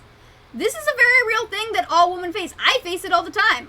I'm non-binary, but I look like a woman. So I face this I've dealt with these types of people all the time. People deal with this type of shit every day, all day. This is just this is commonplace all the time. Constantly. Where people, they don't take into account what you want or what you need. They take into account their situation. They're like, but I have this, and everybody should want that. Everybody should want me and want this. And it's like, no! It doesn't work like that. Elizabeth's a human being with her own feelings, and the problem is they don't see women as human. They say they do, but they really don't. And the whole, elegant females thing, oh my god, makes me want to barf. The practice, increasing love by suspense of the practice of elegant females. Ugh. Sorry, I am so sorry if that noise gave anyone horrible sensations. I apologize profusely. That was not my intention. Okay. I assure you, sir, that I have no pretensions whatsoever to that kind of elegance which consists in tormenting a respectable man. I would rather be paid the compliment of being believed sincere. I thank you again for the honor you have done me in your proposals, but to accept them is absolutely impossible. My feelings in every respect forbid it. Can I speak plainer? Do not consider me now as an elegant female intending to plague you, but as a rational creature speaking from the truth of her heart. Lizzie is preaching right now. She's saying the real thing. She's like, I am not the type of person who would torment somebody over their emotions. And she's saying she would rather be paid the compliment of being believed sincere. The compliment of being believed is higher than any amount of words can. And that's huge. Like, that's a big, that's very insightful, because a lot of times people, what they say and how they act or what they do are very different things. And just believing somebody in a certain instance is a bigger show of respect and of compliments and of adoration and, love than refusing to believe them. And so Mr. Collins not believing her when she says something is actually, like, it's a super red flag. Because he can tell her whatever, basically, but he's being really insulting, and she's trying very hard to make sure that, like, things are not taken out of proportion, basically. But she's like, yeah, like, do not consider me as an elegant female, but as a rational creature. She's basically removing gender from the equation here to try to make him understand what she's saying. Because he's so wrapped up in these females are not human type of mindset that she's trying to remove it to try to bring some sanity back into the situation of, like, I am a living being with thoughts, feelings, and emotions, essentially. She's trying to, like, bring it back. You are uniformly charming, cried he with an air of awkward gallantry. I am persuaded that when sanctioned by the express authority of both of your excellent parents, my proposal will not fail of being acceptable. Oh! Thank you for the raid, Iwashiniro! Hello! Hopefully your stream was good.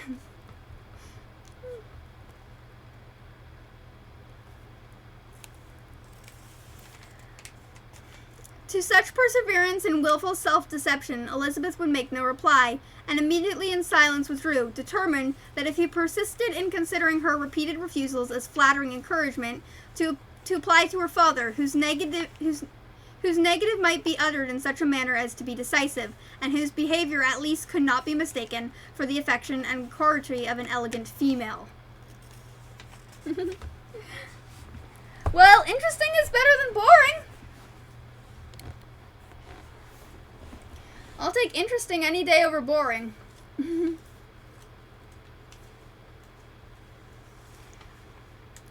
So, this is the other thing that Elizabeth now has to deal with. So, Elizabeth doesn't have... She can say no. She can make her desire known that she doesn't want to marry Mr. Collins. But if her father says, no, you're going to marry Mr. Collins, Elizabeth is going to be forced to marry Mr. Collins. She's essentially at her father's whim here. Her father is the man of the house, and in this time period, women were not really citizens and didn't really have, rights. So, she doesn't have the ability to override her father, so she's going to go appeal to her father because, it's kind of her only hope here if Mr. Collins proceeds in going through this. If Mr. Collins, actually listened to her, it wouldn't be that big of an issue, but she doesn't really want it to be dragged out in front of her parents because she doesn't, she could still lose everything if her father decides to send her with Mr. Collins.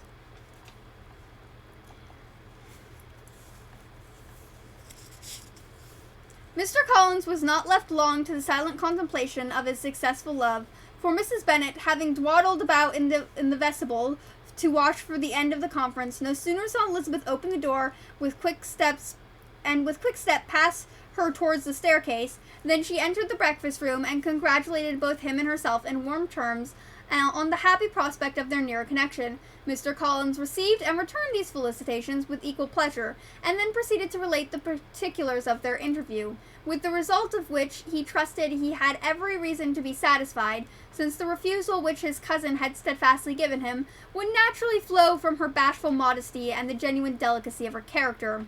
This information, however, startled Mrs. Bennet. She would have been glad to be equally satisfied that her daughter had meant to encourage him by protesting against his proposals, but she dare not believe it, and could not help saying so. Yes. So if Elizabeth's father says he does not want her to marry Mr. Collins, there is nothing Mr. Collins can do about it. Now, if Elizabeth and Mr. Collins were in love, which is not the case here, but hypothetically, if they were in love, they could run away together. Or Mr. Collins, in an extreme case, could abduct her, rape her, and that would tarnish Elizabeth's image forever. And they might be forced to marry her to Mr. Collins to avoid further scandal. However, in most cases, it would stop if the father said that he does not want Mr. Collins to marry Elizabeth.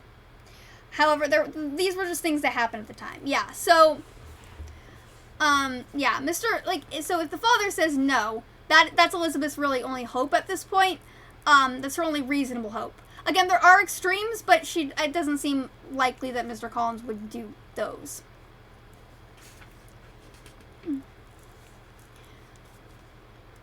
But depend upon it, Mr. Collins, she added, that Lizzie shall be brought to reason. Shall speak to her about it myself directly. She is a very headstrong, foolish girl, and I'll make sure, and does not know her own interests, and I will make sure she knows it.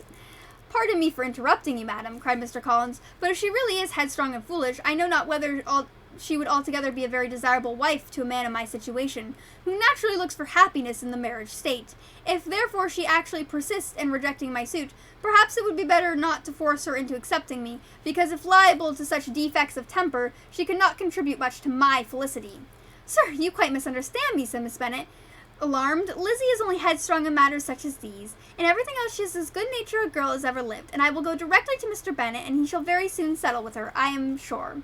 She would not give him time to reply, but hurrying instantly to her husband, called out as she entered the library, "Oh, Mr. Bennet, you are wanted immediately. We are all in an uproar. You must come make Lizzie marry Mr. Collins, for she vows she will not have him, and if you do not make haste, he will change his mind and will not have her."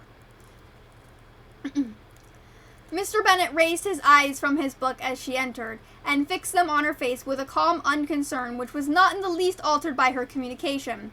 "I have not the pleasure of understanding you," said he, when she had finished her speech. "Of what are you talking?" "Of Mr. Collins and Lizzie. Lizzie declares she will not have Mr. Collins, and Mr. Collins begins to say that he will not have Lizzie. And what am I to do on the occasion? It seems a hopeless business." "Speak to Lizzie about it yourself. Tell her you insist upon her marrying him." "Let her be called down. She shall hear my opinion." Mrs. Bennet rang the bell, and Miss Elizabeth was summoned to the library. "Come here, child," cried her father as she appeared. "I have sent for you on an affair of importance. I understand that Mr. Collins has made you an offer of marriage. Is it true?" Elizabeth replied that it was. "Very well. And this offer of marriage you have refused?" "I have, sir." "Very well. We now come to a point. Your mother insists on your accepting it. Is it not so, Mrs. Bennet?" "Yes, or I will never see her again." "An unhappy alternative is before you, Elizabeth. From this day forth you must be a stranger to one of your parents. Your mother will never see you again if you do not marry Mr. Collins. Mr. Collins and I will never see you again if you do. Oh, no, wait. It says, your mother will never see you again if you do not marry Mr. Collins, and I will never see you again if you do." Elizabeth could not help but smile at such a conclusion, at the conclusion of such a beginning. But Mrs. Bennet, who had persuaded herself that her husband regarded the affair as she wished, was excessively disappointed. "What do you mean, Mr. Bennet, talking in this way? You promised me to insist upon her marrying him." "My dear," replied her husband, "I have two small favors to request. First, that you will allow me the free use of my understanding on the present occasion, and secondly, of my room. I shall be glad to have the library to myself as soon as may be." So, Mr. Bennet basically sticks up for Lizzie and is like, "Yeah, I don't want you marrying Mr. Collins either. If you do marry him, I'm never going to see you again." Which, I mean, these things happen, right? But he's basically saying, hey Lizzie, if you choose to do as your mother wished, I think that's a stupid decision, and I'm not going to see you because you made a stupid decision.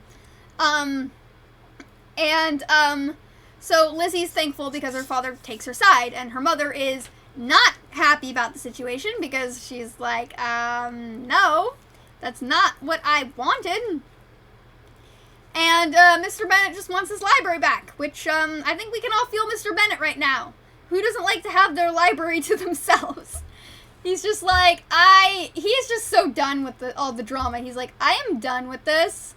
I don't give a fuck. I don't think Lizzie and Mr. Collins go well together. I don't care. And he's just like, nope, bye. And he's like, okay, now leave my study.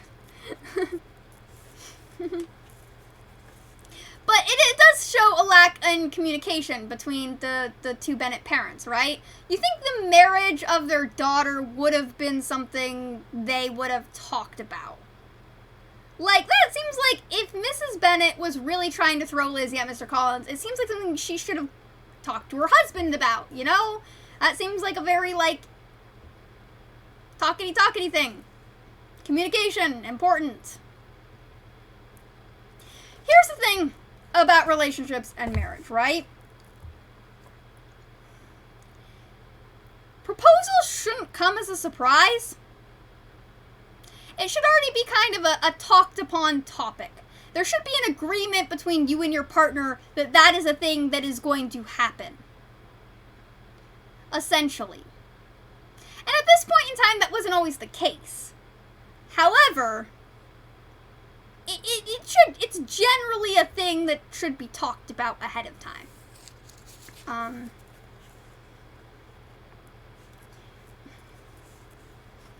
So the fact that, you know, Lizzie's parents weren't talking about this, even though Mrs. Bennet had this as a planned thing, is kind of not good. It's not healthy, it's not good. There's nothing good about that. And it was destined to end in failure the moment there was no communication about it. Not yet, however, in spite of her disappointment in her husband, did Mrs. Bennet give up on the point. She talked to Elizabeth again and again, coaxed and threatened her by turns. She endeavored to secure Jane in her interest, but Jane, with all possible mildness, declined interfering, and Elizabeth, sometimes with real earnestness and sometimes with playful gravity, replied to her attacks. Though her manner varied, however, her determination never did. Mr. Collins, meanwhile, was meditating in solitude on what had passed. He thought too well of himself to comprehend on what motive his cousin could have refused him, and though his pride was hurt, he suffered in no other way. His regard for her was quite imaginary, and the possibility of her deserving her mother's reproach prevented his feeling any regret. While the family were in this confusion, Charlotte Lucas came to spend the day with them. She was met in the vestibule by Lydia, who, flying to her, cried in half a whisper, "I am glad you are come, for there's much fun here. What do you think has happened this morning? Mr. Collins has made an offer to Lizzie, and she will not have him." Charlotte had hardly time to answer before they were joined by Kitty, who came to tell the same news, and no sooner had they entered the breakfast room, where Mrs. Bennet was alone, than she likewise began on the subject, calling Miss Lucas for her compassion, and entreating her to persuade her friend Lizzie to comply with the wishes of all her family. Aw, thank you, Inuyasha Hero.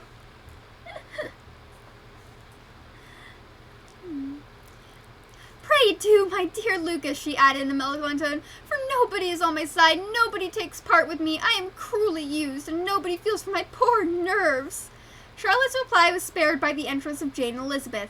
"Hi, there she comes," continued Mrs. Bennet, "looking as unconcerned as may be, and caring for no more for us than if we were at York, provided she can have her own way. But I tell you what, Miss Lizzie, if you take it into your head to go refusing every offer of marriage this way, you will never get a husband at all, and I'm sure I do not know who's to maintain you when your father is dead. I shall not be able to keep you, and so I warn you, I am done with you from this very day. I told you in the library, you know, that I should never speak to you again. You will find me as good as my word. I have no pleasure in talking to undutiful children.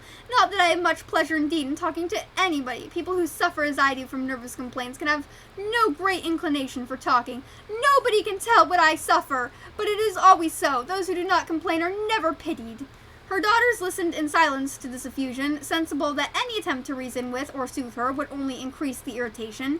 She talked on, therefore, without interruption from any of them, till they were joined by Mr. Collins, who entered with an air more stately than usual, and on perceiving whom, she said to the girls, "Now I do insist upon it that all of you hold your tongues, and let Mr. Collins and me have a quiet little conversation together.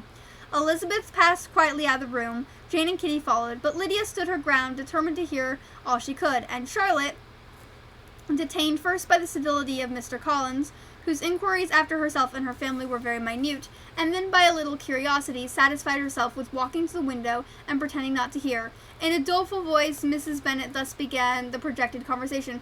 "Oh, Mr. Collins! My dear madam," replied he, "let us be forever silent on this point. Far be it from me," he presently continued, in a voice that marked his displeasure, "to resent the behavior of your daughter. Resignation is inevitable evil, as is the duty of all of us. The peculiar duty of a young man who has been so fortunate as I have in early preferment, and I trust I am resigned, perhaps not the less from feeling no doubt of my positive happiness, had my fair cousin honored me with her hand, for I have often observed that resignation is never so perfect as when the blessing denied begins to lose some of what its value in our estimation. You will not, I hope, consider me as showing any disrespect to your family, my dear madam, by thus withdrawing my pretensions to your daughter's favor, without having paid yourself and Mr. Bennet the compliment of requesting you to interpose your authority in my behalf. My conduct may, I fear, be objectionable in having accepted my dismission from your daughter's lips instead of your own, but we are all liable to error. I have certainly meant well through the whole affair. My object has been to secure an amiable companion for myself, with due consideration for the advantage of all your family, and if my manner has at all been reprehensible, I beg leave to apologize." So Mr. Collins is not apologizing to Lizzie, he's apologizing to Mrs. Bennet. There's a difference there.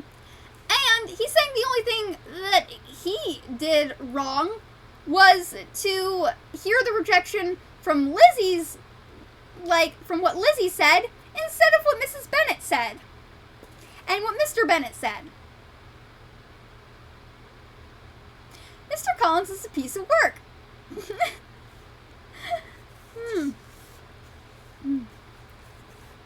Just throwing it out there. The discussion of Mr. Collins's offer was now nearly at an end, and Elizabeth had only to suffer from the uncomfortable feelings necessarily attending it, and occasionally from some peevish allusion of her mother. As for the gentleman himself, his feelings were chiefly expressed, not by embarrassment or dejection, or by trying to avoid her, but by stiffness of manner and resentful silence. He scarcely ever spoke to her, and the assiduous attentions which he had been so sensible of himself were transferred for the rest of the day to Miss Lucas, whose civility in listening to him was a seasonable relief to them all, and especially to her friend. The morrow produced no abatement of Mrs. Bennet's ill humor or ill health. Mr. Collins was also in the same state of angry pride. Elizabeth had hoped that his resentment might shorten his visit, but his plans did not appear in the least affected by it. He was always to have gone on Saturday, and to Saturday he was still meant to stay. After breakfast, the girls walked to Meryton to inquire if Mr. Wickham had returned, and to lament over his absence from the Netherfield ball. He joined them on their entering town, and attended them to their aunt's, where his regret and vexation, and the concern of everybody, was well talked over.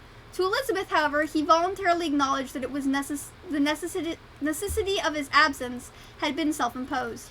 "I found," said he, "that as the time drew near I had better not meet Mr. Darcy, that to be in the same room, the same party with him for so many hours together might be more than I could bear, and that scenes might arise unpleasant to more than myself." She highly approved of his forbearance, and they had the leisure for a full discussion of it, and for the full commendation which they civilly bestowed on each other. As Wickham and another officer walked back with them to Longbourn, and during the walk he particularly attended to her.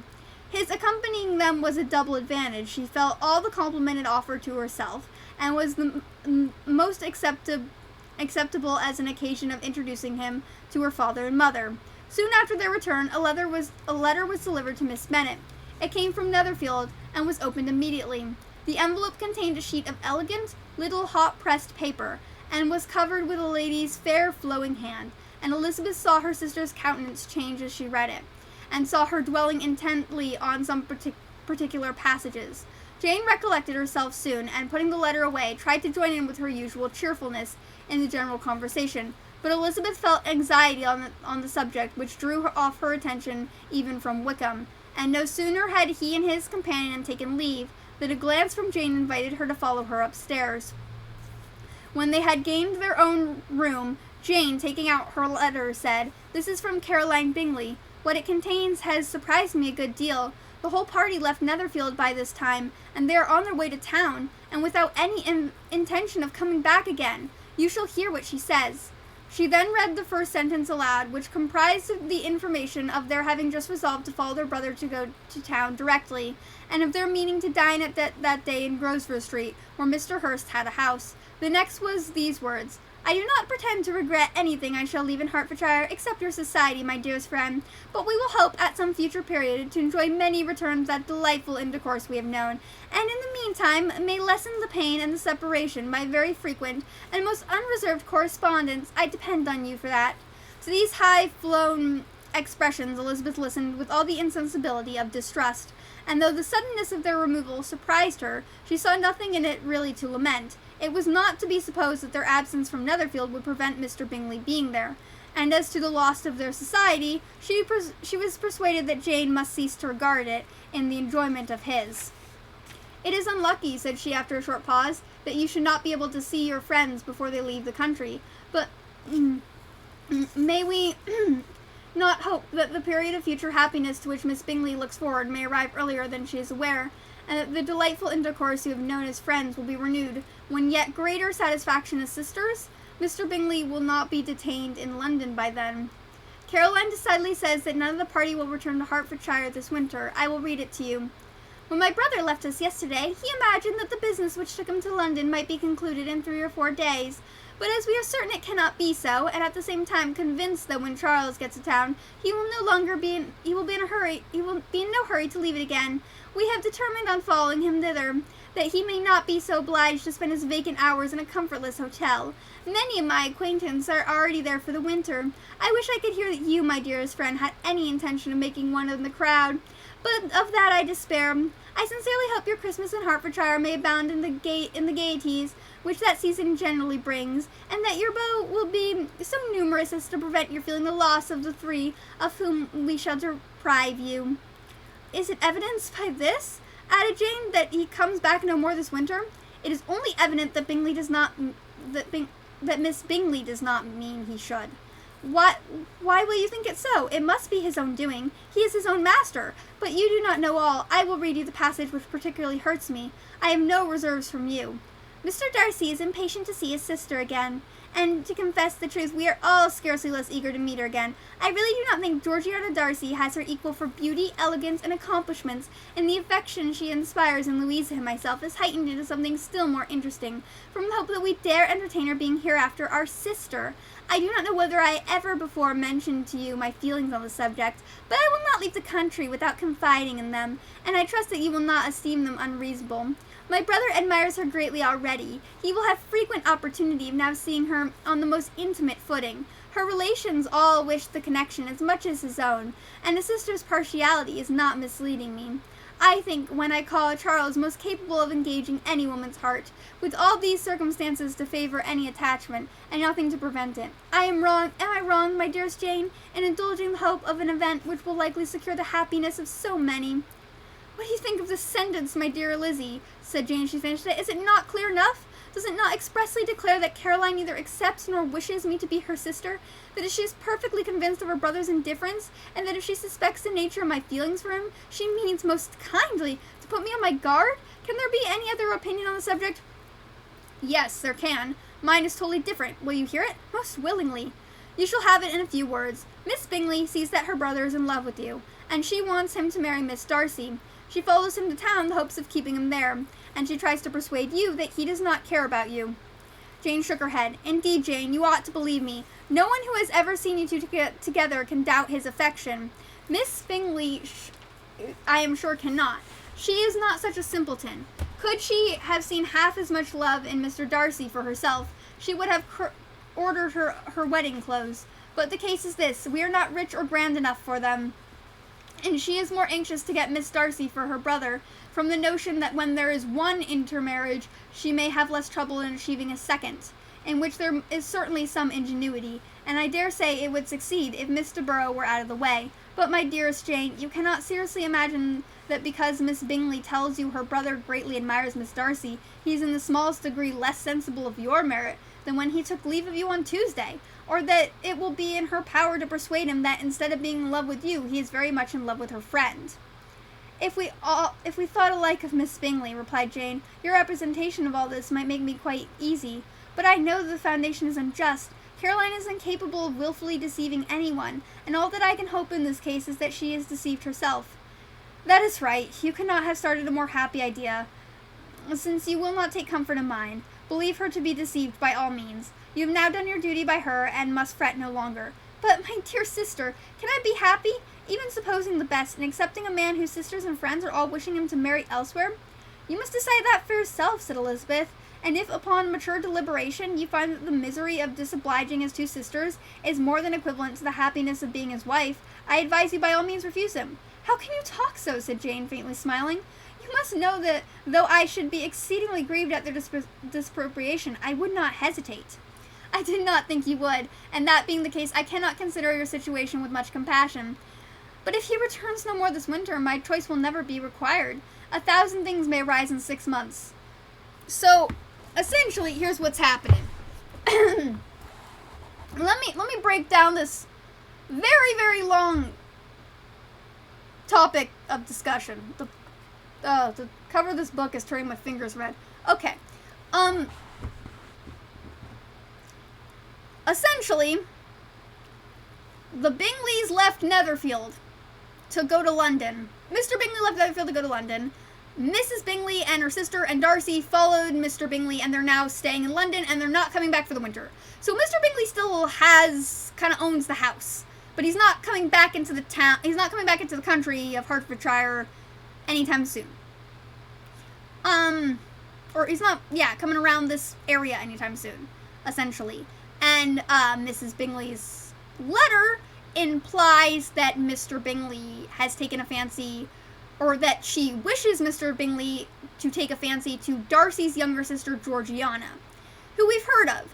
And Elizabeth makes a mention of Miss de Bourgh here, and that's because Darcy, in a previous chapter, Wickham mentioned that Darcy is engaged to his cousin, Lady Catherine de Bourgh's daughter.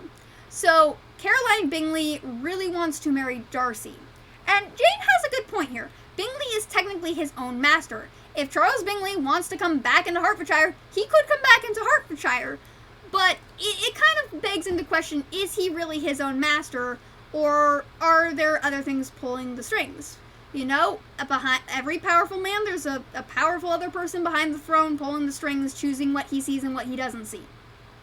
Same thing with any powerful woman. Any powerful person, there is someone behind the throne choosing what they see and what they don't see. Just look at Russia right now. So, okay, let's maybe not get that political, but So, essentially, like, Elizabeth's like, Jane's fretting because she really likes Bingley. And she doesn't care if the sisters don't like her or wish Bingley to marry another person. She'd still marry Bingley in a heartbeat if he asked her. Because that doesn't matter to her. What matters to her is that she really likes this guy. And she's sad that he's left, and she thinks that means it's the end for her. And that he doesn't want to be with her. And Lizzie's like, no, this isn't your fault. This is the sister's fault. They're deceiving him. And Jane's like, they couldn't do that. And Elizabeth's like, no, Caroline Bingley wants to get in Darcy's pants. She's hoping that if her brother marries Georgiana Darcy, I mean, it would be very good for their family to marry the Darcys. The Darcys are much higher status than the Bingleys. But it also means that Caroline has a better shot at marrying Darcy because they would be seeing each other so much, and intermarriages did happen. No. Yeah, Bennett. Bentley's a good way of remembering it. Yeah, Mr. Bennett. I get them confused too. I get them confused too because they're both like B names and it's weird. Yeah, I get them repeatedly confused as well all the time. Yeah. So basically Jane thinks that Miss Caroline Bingley is just deceiving herself and all of this, and that it will all sort itself out.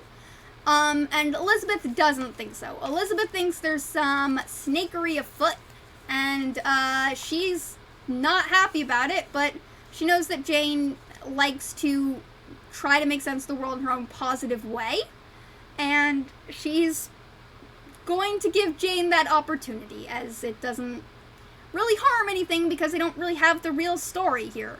There's not, like, they don't have the real story. They have a letter that they can surmise, but they're both pretty sure the letter is not entirely accurate. Okay.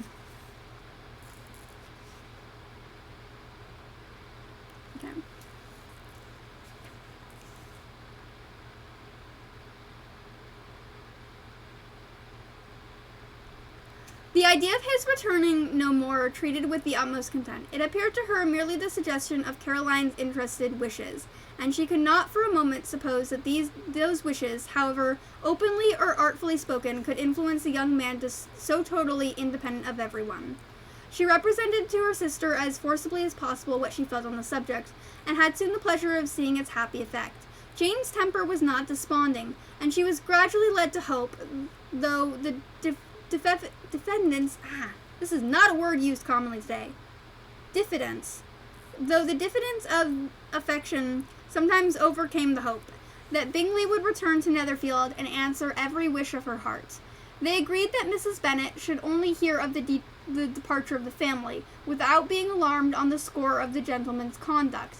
But even this partial communication gave her a great deal of concern, and she bewailed it as exceedingly unlucky that the lady should happen to go away just as they were all getting so intimate together.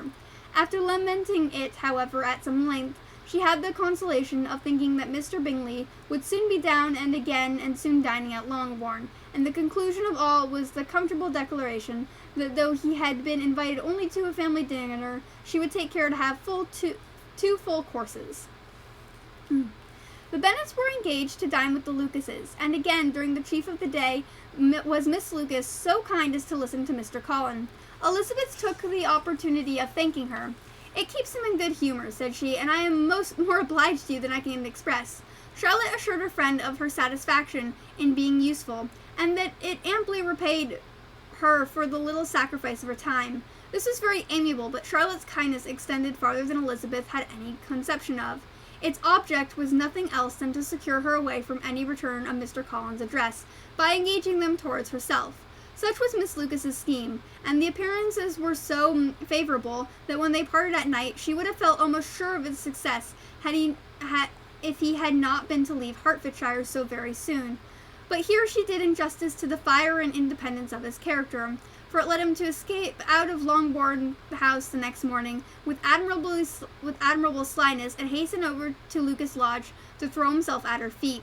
He was anxious to avoid the notices of his cousins, from a conviction that if they saw him depart, they could not fail to conjecture his design, and he was not unwilling to have the attempt known till its success could be known likewise.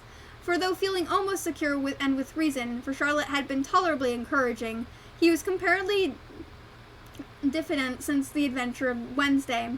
His reception, however, was of the most flattering kind. Miss Lucas perceived him from an upper window as he walked towards the house, and instantly set out to meet him accidentally in the lane, but little had she dared to hope that so much love and eloquence awaited her there. In as short a time as Mr. Collins's long speeches would allow, everything was settled between them to the satisfaction of both. As they entered the house, he earnestly entreated her to name the day that was to make him the happiest of men, and though such a solicitation must be waived for the present, the lady felt no inclination to trifle with his happiness. The stupidity with which he was favoured by nature must guard his courtship from any charm that could make a woman wish for its continuance, and Miss Lucas, who accepted him solely from the pure and disinterested desire of an establishment, cared not for how soon that establishment were gained. Oh! I don't know if I have the dogs aren't here. Oh no. No, the doggos are, they're upstairs. Yeah, so, I will hydrate though. I need to refill my tea. Yeah, the doggos are upstairs watching the sports game with my mom.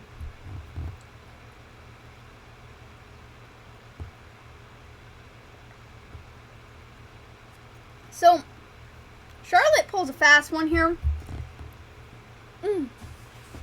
Yeah. Let me see if I can get the doggos and find a treat for them.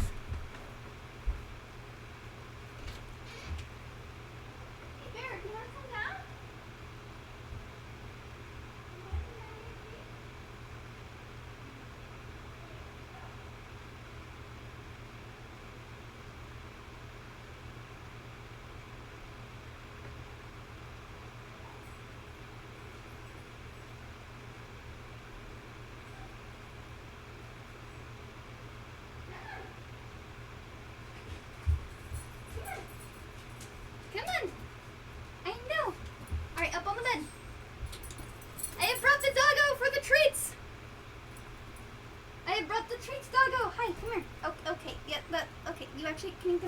stand up. You're so long. Come. A little bit more this way. So cute. Oh, you dropped one. You dropped one. You're doing good. Good settle. He's down now. He perks up for food. Yeah, Bear. You're perking up for food. Oh. Sleepy baby. Sleepy puppy. Yeah. Okay. Alright, so Charlotte pulls a fast one here because, as we've established before, Charlotte is actually older than Lizzie, and she is regarded as very plain, which is very unfair to Charlotte, because Charlotte's very smart. And we kind of see that Charlotte is smart here. Charlotte's family, while her father was technically knighted, he was knighted for his business, which is basically like fancy clothes, and he now kind of lives in the country, but Charlotte doesn't really have anything to recommend her. She's in worse straits financially than Elizabeth is, and Mr. Collins has a situation she thinks she can work with.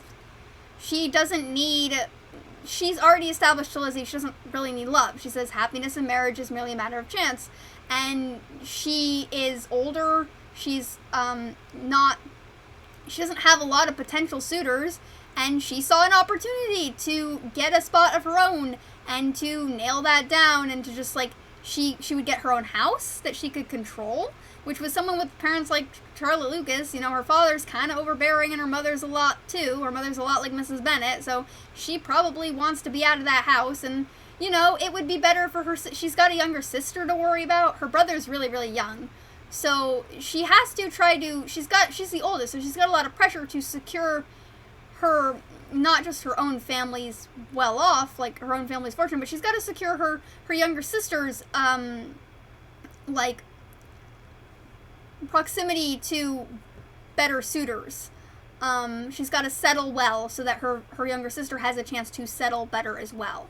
So Charlotte, seeing that Mr. Collins wants to find a wife and she wants to get out of her situation, takes the opportunity to basically make Mr. Collins fall in love with her and make Mr. Collins like her and propose to her. She takes the opportunity. She's very clever about this because she knows that Elizabeth doesn't want to be around him, so she uses that to her advantage and she plays it well.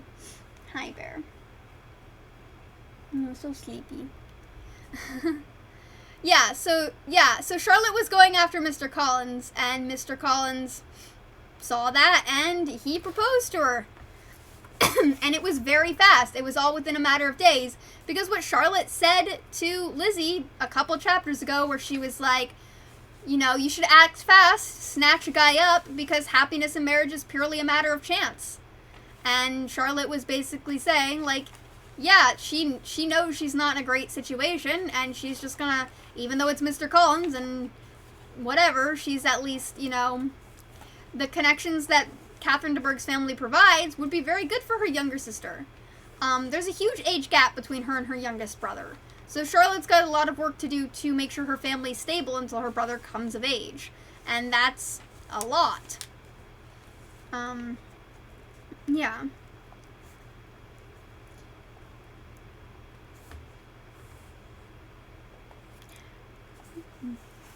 Sir William and Lady Lucas were speedily applied to for their consent, and it was bestowed with the most joyful alacrity. Mr. Collins's present circumstances made it a most eligible match for their daughter, to whom they could give little fortune, and his prospects of future wealth were exceedingly fair. Lady Lucas began directly to calculate, with more interest than the matter had ever excited before, how many years longer Mr. Bennet was likely to live. Also, Charlotte is Lizzie's friend, so her inheriting the Longbourn estate, she does have a lot of power to exercise over Mr. Collins and to being lenient with the Bennet sisters, and for the Lucases, inheriting Longbourn estate would be a huge upscale from their current establishment. They don't have an established family estate. They moved out there. There's a difference in snobby rich society. There's a difference between new money and old money. And that difference is very prevalent in those types of circles. And in the middle class circles, it might be more heightened. I don't know. But Lizzie's family doesn't have a lot of money, but they are very long-term middle class. they've been middle class in their area, in that estate, for a very, very long time. Charlotte Lucas's family is more new school middle class. Her father made his fortune, made money in London, and they moved out to the country. So it's a very different type of environment for them. So for them, having this sort of family entrenched estate has a higher status than what they are currently working with. So Charlotte being able to inherit that estate would be very, very good for their family.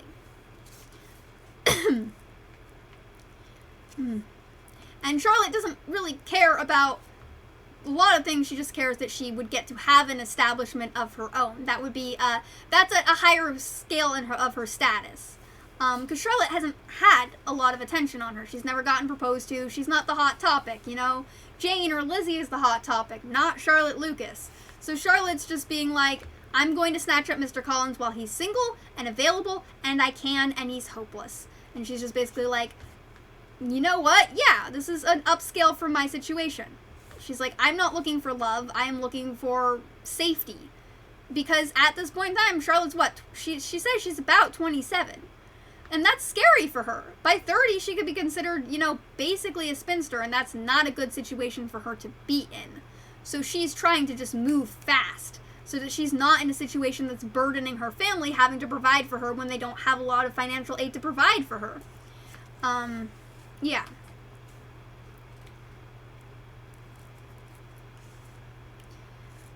To whom they could give little fortune, and his prospects for future wealth were exceedingly fair. Lady Lucas had began to directly calculate, with more interest than the matter ever excited her before, how many years longer Mr. Bennet was likely to live. Sir William gave it as his decided opinion that whenever Mr. Collins should be in possession of the Longbourn estate, it would be highly expedient that both he and his wife should make their appearance at St. James's.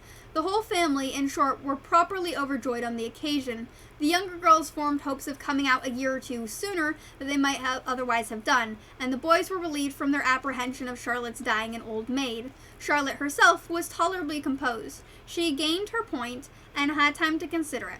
Her reflections were in general satisfactory. Mr. Collins, to be sure, was neither sensible nor agreeable. His society was irksome, and his attachment to her must be imaginary. But still he would be her husband. Without thinking highly of either men or of matrimony, marriage had always been her objective. It was the only honorable provision for a well-educated young woman of small fortune, and however uncertain of giving happiness must be their pleasant preservation from want, this preservation she had now obtained, and at the age of 27, without ever having been handsome, she felt all the good luck of it. The least agreeable circumstance in this business was the surprise it must occasion to Elizabeth Bennet, whose friendship she valued beyond that of any other person. Alright, good night, Inuwash and Nero. Sweet dreams. Stay safe and eat cake. Yeah, so Charlotte is essentially trying to provide for her family here, and she knows she's being a financial burden on her family, and she's trying to make sure that she's doing it, and it's the best deal she's going to get. So she's got to take that deal. And her sister's hoping to come out sooner could also benefit them. That means that they get to get married sooner. And what usually would happen in society, and this doesn't happen with the Bennets, which is actually kind of controversial, but what usually happened in society at this time is that the younger sisters wouldn't be able to come out to be married until the older sister was married. Or the eldest was married. So Charlotte not being married made it harder for her sisters to get married and to provide for their family, because technically she, was still waiting to be wed.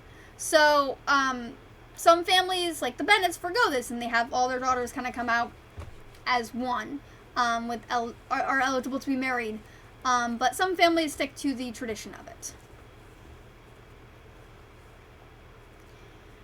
Elizabeth would wonder and would probably blame her, and for her resolution was not to be shaken, her feelings must be hurt by such disprobation. She resolved to give her the information herself, and therefore charged Mr. Collins, when he returned to Longbourn to dinner, to drop no hint of what had passed before any of the family. A promise of secrecy was of course very dutifully given, but it could not be kept without difficulty, for the curiosity excited by his long absence burst forth in such a very direct questions on his return as required some ingenuity to evade, and he was at the same time exercising great self-denial, for he was longing to publish his prosperous love. As he was to begin his journey too early on the morrow to see any of the family, the ceremony of his leave-taking was performed when the ladies moved for the night, and Mrs. Bennet, with great politeness and cordiality, said how happy they should be to see him at Longbourn again, whenever his other engagements might allow him to visit them. "My dear madam," he replied, "this invitation is particularly gratifying, because it is what I have been hoping to receive, and you may be very certain that I shall avail myself of it as soon as possible." They were all astonished, and Mr. Bennet, who could by no means wish for so speedy a return, immediately said, "But is there not a danger of Lady Catherine's disapprobation, is there, my good sir? You had better neglect your relations than run the risk of offending your patroness." "My dear sir," replied Mr. Collins, "I am particularly obliged to you for this friendly caution, and you may depend upon my not taking so material a step without her ladyship's concurrence. You cannot be too much on your guard. Risk anything rather than her displeasure, and you'll find it likely to be raised by your coming to us again, which I should think exceedingly probable. Stay quiet at home and be satisfied that we shall take no offense. Believe me, my dear sir, my gratitude is warmly excited by such an affectionate attention, and depend upon it you will speedily receive a letter from me of thanks for this, as for every other mark of your regard during my stay in Hertfordshire. As for my fair cousins, though my absence may not be long enough to render it necessary, I shall now take the liberty of wishing them health and happiness, not excepting my cousin Elizabeth." With proper civilities, the ladies then withdrew, all of them equally surprised to find that he meditated a quick return. Mrs. Bennet wished to understand by it that he thought of paying his address to one of her younger girls, and Mary might have been prevailed on to accept him. She rated his abilities much higher than any of the others.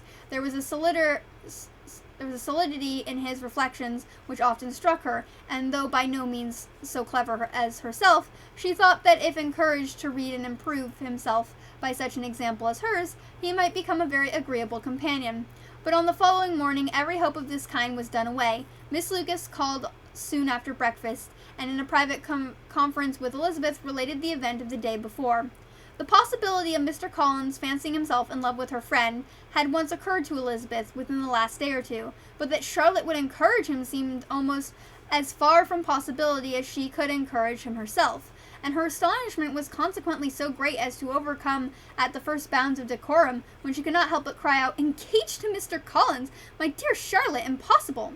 The steady countenance which Miss Lucas had commanded in telling her story gave way to a momentary confusion here on receiving so direct a reproach. Though it was by no more than she expected, she soon regained her composure and calmly replied, "Why should you be surprised, my dear Eliza? Do you think it incredible that Mr. Collins should not be able to procure any woman's good opinions, because he was once not so happy as to succeed with you?" But Elizabeth had now recollected herself, and making a strong effort for it, was able to assure her with tolerable firmness that the prospect of their relationship was highly grateful to her, and she wished her all the imaginable happiness. "I see what you are feeling," replied Charlotte. "You must be surprised, very much surprised, so lately as Mr. Collins was wishing to marry you. But when you have had time to think it over, I hope you will be satisfied with what I have done. I am not romantic, you know. I never was. I ask only a comfortable home. And considering Mr. Collins's character, connections, and situation in life, I am convinced that my chance of happiness with him is as fair as most people can boast on entering in the marriage state." Elizabeth quietly answered undoubtedly, and after an awkward pause they returned to the rest of the family. Charlotte did not stay much longer, and Elizabeth was then left to reflect on what she had heard. It was a long time before she became at all reconciled to the idea of so unsuitable a match. The strangeness of Mr. Collins making 2 offers of marriage within 3 days was nothing in comparison of his being now accepted. She had always felt that Charlotte's opinion of matrimony was not exactly like her own, but she could not have supposed it possible that, when called into action, she would have sacrificed every better feeling to worldly advantage. Charlotte, the wife of Mr. Collins, was a most humiliating picture, and to the pain of a friend disgracing herself and sunk in her esteem, was added the distressing conviction that it was impossible for that friend to be tolerably happy in the lot she had chosen. Elizabeth was sitting with her mothers and sisters, reflecting on what she had heard, and doubting whether she was authorized to mention it, when Sir William Lucas himself appeared, sent by his daughter, to announce her engagement to the family. With many compliments to them and much self-congratulation on the prospect of a connection between the houses, he unfolded the matter to an audience not merely wondering but incredulous, for Mrs. Bennet, with more perseverance than politeness, protested he must be entirely mistaken, and Lydia, always unguarded and often unsuitable, boisterously explained, "Good Lord, Sir William, how can you tell such a story? Do you not know that Mr. Collins wants to marry Lizzie?" Nothing less than compliance of a courtier could have borne without anger such treatment. But Sir William's good breeding carried him through it all, and though he begged leave to be positive as to the truth of his information, he listened to all their impertinence with the most forbearing courtesy. Elizabeth, feeling it incumbent on her to relieve him from so unpleasant a situation, now put herself forward to confirm his account, by mentioning her prior knowledge of it from Charlotte herself, and endeavored to put a stop to the exclamations of her mothers and sisters by the earnestness of her congratulations to Sir William, in which she was readily joined by Jane, and by making a variety of remarks on the happiness that might be expected from the match, the excellent character of Mr. Collins, and the convenient distance of Hunsford from London.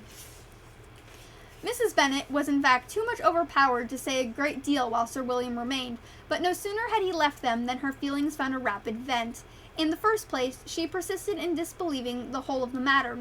Secondly, she was very sure that Mr. Collins had been taken in. Thirdly, she trusted that they could never be happy together. And fourthly, that the match might be broken off. Two inferences, however, were plainly deduced from the whole. One, that Elizabeth was the real cause of all the mischief, and the other, that she herself had been barbarously used by them all, and on these 2 points she principally dwelt during the rest of the day. Nothing could console her and nothing appease her, nor did that day wear out her resentment. A week elapsed before she could see Elizabeth without scolding her. A month passed away before she could speak to Sir William or Lady Lucas without being rude, and many months were gone before she could at all forgive their daughter. Mr. Bennet's emotions were much more tranquil on the occasion, and such as he did experience, he pronounced to be of a most agreeable sort, for it gratified him, he said, to discover that Charlotte Lucas, whom he had been used to think tolerably sensible, was as foolish as his wife, and more foolish than his daughter. Jane confessed herself a little surprised at the match, but she said less of her astonishment than her earnest desire for their happiness, nor could Elizabeth persuade her to consider it as improbable. Kitty and Lydia were far from envying Miss Lucas, for Mr. Collins was only a clergyman, and it affected them in no other way than as a piece of news to spread at Meryton. Lady Lucas could not be insensible of triumph on being able to retort on Mrs. Bennet the comfort of having a daughter well married, and she called at Longbourn rather more often than usual to say how happy she was, though Mrs. Bennet's sour looks and ill-natured remarks might have been enough to drive that happiness away. As I said before, Miss Bennet and Lady Lucas are frenemies. They love each other, they do, they care for each other, but they will one-up each other till the day they die. They will seek out to one-up each other, and Lady Lucas has just scored a victory because she has a daughter who's going to be married now, and Mrs. Bennet doesn't, and that elevates her status in the eyes of the mothers group. I mean, if you think mother groups are crazy now, imagine what they were like back then when everyone was trying to throw their daughters at rich men. So, yeah. Between Elizabeth and Charlotte there was a restraint which kept them mutually silent on the subject, and Elizabeth felt persuaded that no real confidence could ever subsist between them again. Her disappointment in Charlotte made her turn with fonder regard to her sister, whose rectitude and delicacy she was sure her opinion could never be shaken, and for whose happiness she grew daily more anxious, as Bingley had now been gone a week, and nothing was heard of his return. Jane had sent Caroline an early answer to her letter, and was counting the days till she might reasonably hope to hear again. The promised letter of thanks from Mr. Collins arrived on Tuesday, addressed to their father, and with all the solemnity of gratitude which a 12 months' abode in a family might have prompted. After discharging his conscience on that head, he proceeded to inform them with many rapturous rapturous expressions of his happiness in having obtained the affection of their amiable neighbor Miss Lucas, and then explained that it was merely with the view of enjoying her society that he had been so ready to close with their kind wish of seeing him again at Longbourn. Whether he hoped to be able to return on Monday fortnight, for Lady Catherine, he added, so heartily approved of his marriage that she wished it to take place as soon as possible, which he trusted would be an unanswerable argument with his amiable Charlotte to name an early day for making him the happiest of men. Mr. Collins' return to Hertfordshire was no longer a matter of pleasure to Mrs. Bennet. On the contrary, she was very much disposed to complain of it as her husband. It was very strange that he should come to Longbourn instead of Lucas Lodge. It was also very inconvenient and exceedingly troublesome. She hated having visitors in the house while her health was so indifferent, and lovers were of all people the most disagreeable. Such were the gentle murmurs of Mrs. Bennet, and they gave way only to the greater distress of Mr. Bingley's continued absence. So, Lizzie and Charlotte not talking as much makes sense. Like, it's kind of a weird situation they're in, because Lizzie and Charlotte are very close friends, but Charlotte didn't really tell Lizzie this was her design or plan, and Lizzie thought Charlotte was, at least similar enough to her to choose to marry someone for love. But Charlotte is a realist, and she knows her situation in life, and she knows that in her life she doesn't really have a lot of other options, and she just chooses one. And Elizabeth, she's not, it's not mad at Charlotte, but it's kind of like, it's that weird feeling you get when you're really close with someone, and then something happens, and you realize that maybe you didn't really know everything, or maybe there was a part of them that, it's not, bad, it's very neutral, it's just weird. You thought you had the situation figured out, and, schism kind of appears where they do something that doesn't really align with what you had previously thought they would do, and it just kind of throws you off guard. So, Lizzie isn't mad. She understands Charlotte's situation. She's just, it doesn't track with what she thought Charlotte would do. Lizzie she's very enraptured in what she has an idea of what love is, and Charlotte has her own idea. And even though Charlotte expresses his opinions very flatly to Lizzie, Lizzie's still kind of, she didn't think Charlotte would go to this extreme. But Lizzie also can't deny that Charlotte has a reason for doing this, and has a very good one. And it's just it's probably a very weird situation for Lizzie, because she's just not really sure. And also just the whole, it's not really a trust broken thing, because Lizzie wasn't really partial to Mr. Collins. But it is it's a strange situation, and it also makes their friendship a little different, because Charlotte's now family, and Charlotte's now going to inherit the house she's currently living in, which is a weird situation. Imagine if your best friend, out of nowhere, married your cousin, and in an undisclosed amount of time, could kick you out of your house and move into it. But they're still your best friend, and you still want to care for them. That's just a weird situation to be in. And Elizabeth is trying to navigate this weird situation. As a result, she's hanging out with her sister more. She's hanging out with Jane more. And that happens a lot. I know I've often felt like the replacement friend when my siblings need someone to hang out with, but they can't call their friends for whatever reason. I really hope I've never made them feel like that, but I'm sure there have been situations in the past where that's inevitably happened, and I hope not to do it again, but, it can also be a time to, learn more about your siblings and to, check in with them. So, yeah, Lizzie's just navigating a very weird situation right now, and Charlotte's actually being pretty decent and giving her space to do that, and Charlotte was very mature in pulling Elizabeth aside and talking to her about this before the general announcement was made. She's being very mature about this. She was giving Elizabeth a proper heads up. She was being very respectful of Elizabeth's, space and time, and she was like, you know what, I'm going to give you, just time to process it. She was doing good.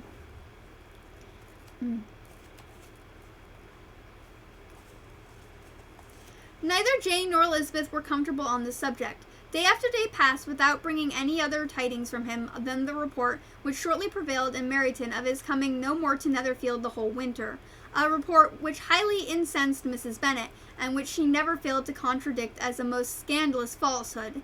Even Elizabeth began to fear, not that Bingley was indifferent, but that his sisters would be successful in keeping him away.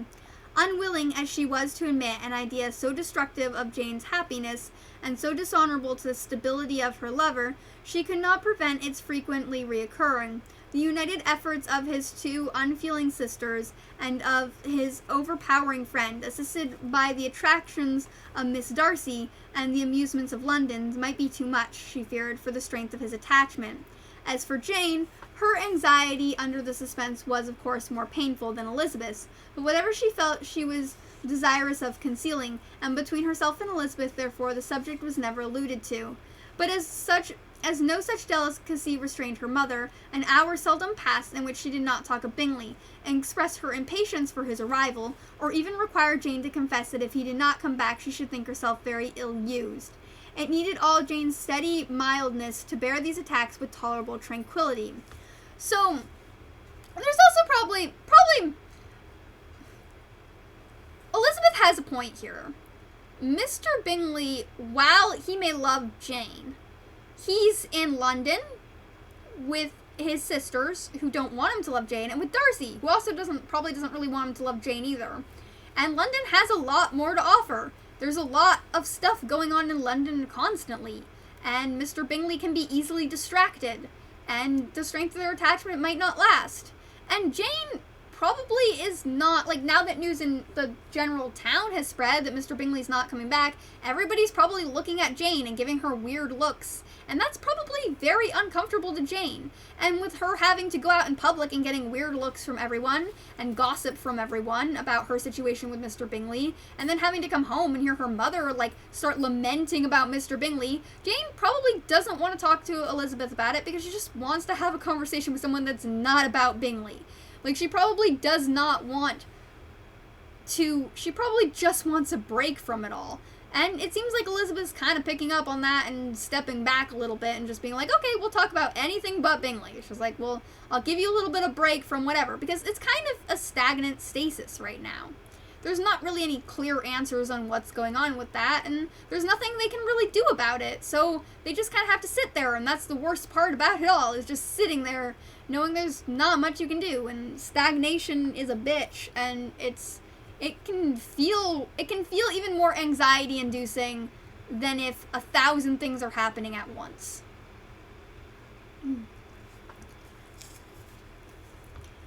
Mr. Collins returned most punctually on the Monday fortnight, but his reception at Longbourn was not quite so gracious as it had been on his first introduction.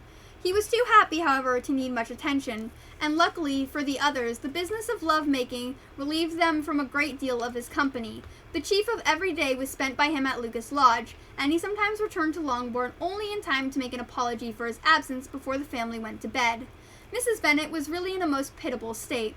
The very mention of anything concerning the match threw her into an agony of ill humor, and wherever she went she was sure of hearing it talked of. The sight of Miss Lucas was so odious to her. As her successor in that house, she regarded her with jealous abhorrence. Whenever Charlotte came to see them, she concluded her to be anticipating the hour of possession, and whenever she spoke in a low voice to Mr. Collins, was convinced that they were talking of the Longbourn estate, and resolving to turn herself and her daughters out of the house as soon as Mr. Bennet were dead.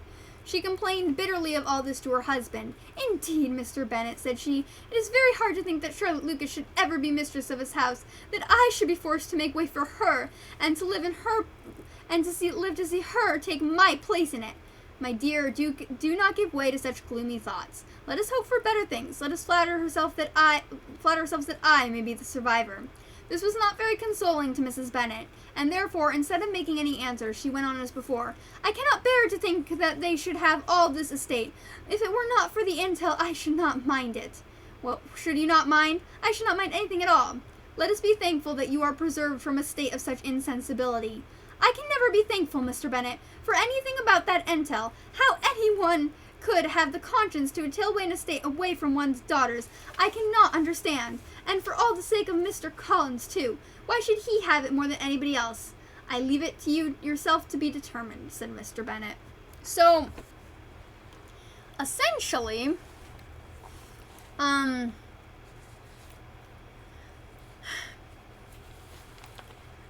here's the thing about Mrs. Bennet, and there are people like this. There's lots of people like this. Mrs. Bennet is one of those people. Sometimes there are people who just want to be emotional about something. And this happens to all of us. Mrs. Bennett has just taken it to an extreme that I don't think most of us take it to. Sometimes you don't want to problem solve. You just want to vent, or you just want to work through some shit emotionally that you're going through out loud. And it sounds insane, but you do it, And you don't want to problem solve, but nothing anybody says can make you feel better. But you still do it. And this is very common. I think a lot of us do this and without realizing it. And I also think a lot of relationships, friendships, romantic relationships, and even just,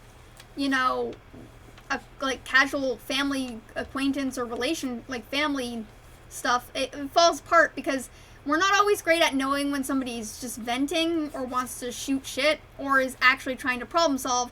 And a lot of us are taught to immediately go into problem solving mode. But it doesn't have to be like that. Sometimes there's not really anything to solve. Sometimes it's just a situation people just need to talk about and understand, and you just need to let them spout and understand, and nothing you say is going to solve that problem. The main issue comes into play is when the person who is doing the venting or is doing there's two issues that come into play. The person listening goes into problem solving mode, or does not go into problem solving mode, and the person venting does not state that they are venting and does not properly communicate the outcome they want.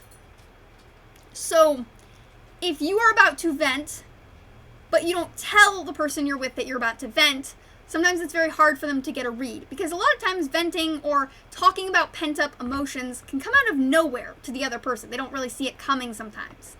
And it sounds very profound, and you're talking about a lot of stuff. You're trying to process shit in your brain. And the other person can get very befuddled, and either they'll clam up and not say anything because they're worried about, making the situation worse, or they'll immediately go into problem-solving mode. And those might not be the desired outcomes you want. But when you don't make it clear before you vent or while you're venting, hey, you don't need to problem solve anything, I just want to run something by you. It's better to do it before, if you know you're about to go into a venting tirade, just to be hey, I'm about to vent, I'm processing some shit, you don't gotta say anything, you don't worry about it, I'm processing some shit, I'm just gonna, vent a little bit and see how it goes, and I just want you to know, it's not directed at you or anything like that, It's good to be very upfront about it, because otherwise you can have situations that lead into a kind of, I call it a communication domino effect spirally thing, sort of, where it becomes a pattern, right? Where you start venting to somebody and they don't understand that it's venting, and they go into problem solving mode, which then leads to an argument, which then leads to defensiveness or out of controlness. And that escalates the situation, and it ends badly for everyone involved. Then there is you venting and the other person giving no reaction, and you getting annoyed because there's no reaction, and sometimes, and all that, and then you get frustrated and you start pounding the other person, or not physically pounding, but you go after the other person a little bit, wanting a reaction, and the other person's not really sure what you want. So it's very good to be honest from the start, hey, I'm about to vent right now. It's not personal. I'm just working some shit out in my brain. I'm gonna try not to do this or whatever. And if the other person can't hear it, it's good for them to be honest and say, hey, I can't hear this right now. And the other thing as well is it's also important to monitor if you are looking for a reaction you're not going to get.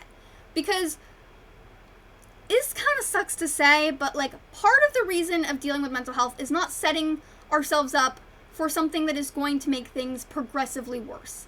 And sometimes it's hard to know when that is, but in the situation where you are looking for an emotional reaction from an established person you know you're not going to get that emotional reaction from, if you go to them and you kind of vent or you kind of make a lot of noise hoping for a certain emotional reaction and you've never gotten it and you've known this person for years and they're never going to give it, you're just never going to get it. And you have to come to that conclusion. That's never going to be an emotional reaction you're going to get to your satisfaction. And it's a soul-crushing conclusion to come to because it's kind of what you pin your hopes on. You pin your hopes that one day they'll see or one day they'll notice or one day they'll hear you the way you want to be heard. But the reality is they're not there yet. And maybe one day they will get there, but maybe one day they won't. And all you have to do is just scale back a bit and find someone else to vent to or talk to a therapist, always wise. Just find another situation to get that out on. And what I see a lot in Mr. and Mrs. Bennet's relationship is Mrs. Bennet is very vocal about all the little things that bother her and like the stuff that she's going through. And to her, it's a very big deal. Mr. Bennet is not a very communicative person. He's not the type of person who's going to do anything. But Mrs. Bennet doesn't seem like she's in a situation to solve a problem. She just wants to vent and talk shit and just go off. She's probably trying to process things in her brain, and this is probably Mrs. Bennet's way of processing things in her brain. She probably just, a lot of us aren't taught good coping skills growing up to process emotions. Emotions can be really scary, and we're not taught good coping mechanisms to process them. So for her, going through this is probably like her way of processing her emotions, which it doesn't seem like she's very good at regulating. And like, I give Mrs. Bennet a lot of crap, because to be honest, I don't think she's a very good mother. I mean, for the time, it's not the worst situation, right? But I will say it does seem like she doesn't have a lot of natural inclination to process her emotions, and nowadays that might be something we would like diagnose and treat and work on.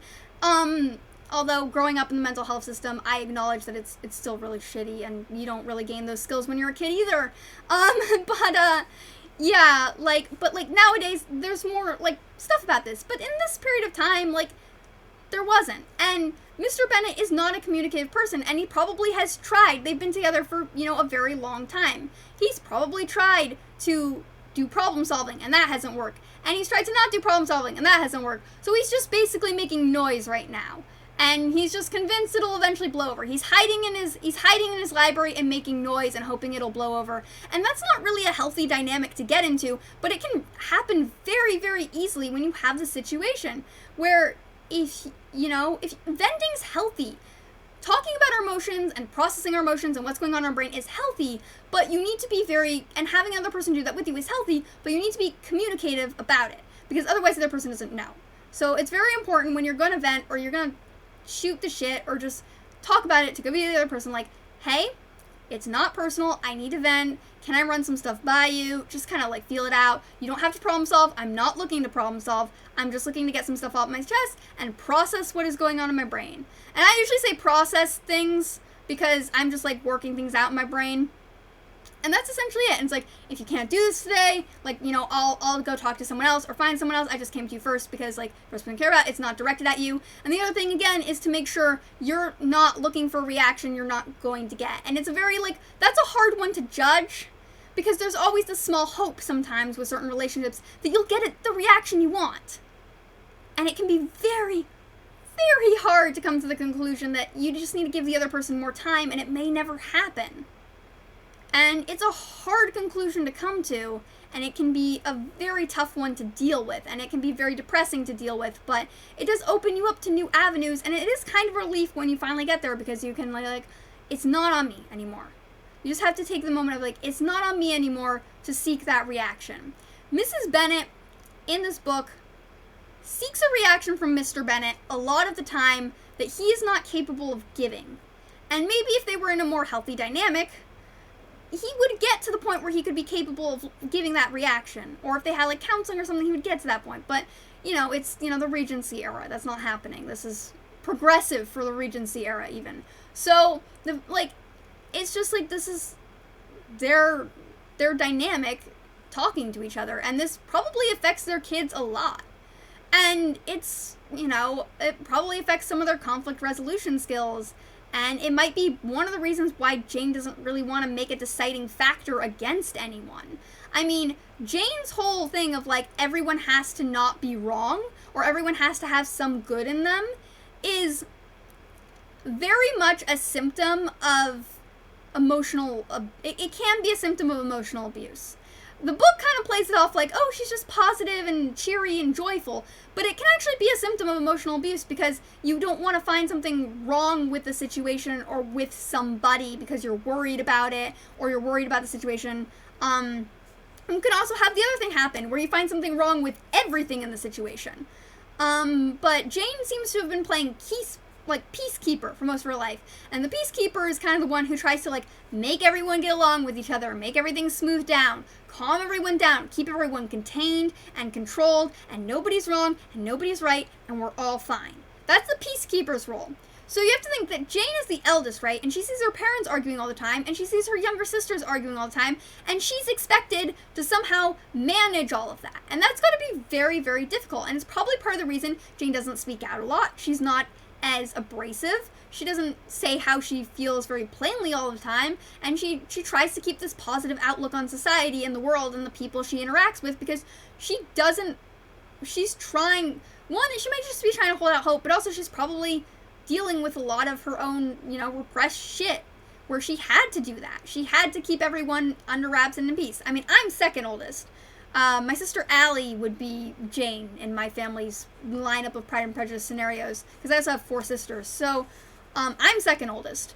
And, like, I have moments where I've had to play peacekeeper to my younger sisters and try to keep everything from going to shit. It's called, the therapeutic term for it is called, like, over-parentified kid, where you had to kind of, like, be the parent. And it can mean that you had to, like, either take care of your siblings, you had to, like, take care of the house that your parents weren't taking care of. There's a lot of terms for it, but it has a lot of impact on how you interact with the world and the people in it and how you process the world. And one of, like, the symptoms, and the other symptom is probably Lizzie's abrasiveness comes from having to stand up for her sisters because Jane wasn't doing it. If you really think about it, Jane holding this very passive role as the peacekeeper, Lizzie's holding the role of the fighter. If you think about a family dynamic, Lizzie's holding the role of the fighter who probably had to stand up for her sisters. And I kind of empathize with that because it's a similar role that I've had to hold. I know my older sister Allie, has also had to hold that role a couple times. It can vary. It's usually not so, like, linear as this, but it's just something that I've noticed, and you notice in large families a lot. And there's certain roles you play, like protector, fighter, all that. So Jane's trying to keep the peace. For me, I don't actually see the peacekeeper as my older sister so much as I do my middle sister. I think my middle sister was more in the peacekeeper role in my family dynamic. My older sister had a bit of the fighter, but she also had a bit of the like, appeaser, where everyone had to be okay with her at all times. And that's another one, too. I have that a bit as well, except I gave up caring after I got F minuses in middle school, because, like, what's the point after that? Yeah, I screwed up badly enough to get an F minus in middle school. Hey, you know what college application that matters on? None of them. Just throwing that out there for the potential parents in the crowd. None of them. Doesn't matter. Doesn't hurt any of my job interviews. I actually interview very well. Can't always do the job, but I interview well. So yeah, but, like, there's different dynamics here, and this whole cycle of the parents dealing with processing their emotions through venting and not having open communication about it is probably part of the reason that they have that. We're actually going to leave off on that chapter because I read a lot today. It's been like 3 hours, and I don't want to shoot my voice because I still want to stream Final Fantasy tomorrow. Or Guild Wars 2. I think I'm going to do Final Fantasy, though. I need to get back in there. Alright, everyone. You are all valid and worthy. I hope you have an amazing, wonderful day. This video will be posted to my YouTube page, probably in the next couple days. I usually try to post a couple days after I film or I stream it. It'll be under the reading streams playlist, so if you want to catch up on any of the previous reading streams we did, or catch up on this reading stream video, I think my link is in my Twitch bio, and it should work. Please tell me if it doesn't work, because I need to fix that if it doesn't work. And yeah, you can also join the Discord if you like gaming, quirky things, music, mental health talk, any of that. Discord's also in my Twitch bio. I'm on Instagram at @TheRoanOfArc. And I'm also on YouTube at @TheRoanOfArc. And I have an OnlyFans as well. It's just sexy, nerdy content. I do take requests, so if you have a request, do that. I do a lot of lore for all of my things, which, after talking with Alphen last week, is apparently a little strange, but I like to make up a story for things that I am doing, even if it doesn't really make sense. Yeah, it's just like nerdy, sexy content. I guess I might try to do my birthday party stream tomorrow for my 24th birthday, since I wasn't able to do it Wednesday, because might have Lyme disease, so that's great. Autoimmune conditions suck. So that's wonderful. Maybe a little too TMI. But we'll definitely hang out and all party together in F14 tomorrow, and I'm hoping I can get back to streaming Guild Wars 2 on Thursday. I kind of started another character again, and now I'm like really behind on the content versus where we used to be, so I feel kind of shitty about that. It's not as entertaining to watch me just like run around completing hearts. Yeah, I just shot myself in the foot there. Yeah, you are all valid and worthy. I hope you have an amazing, wonderful day, or evening, whatever time zone you're in. You know what? I hope you have an amazing, wonderful present. Stay safe, eat cake, because the more you weigh, the harder you are to kidnap, and I want you to stick around. Alright, have an amazing, awesome, lovely day.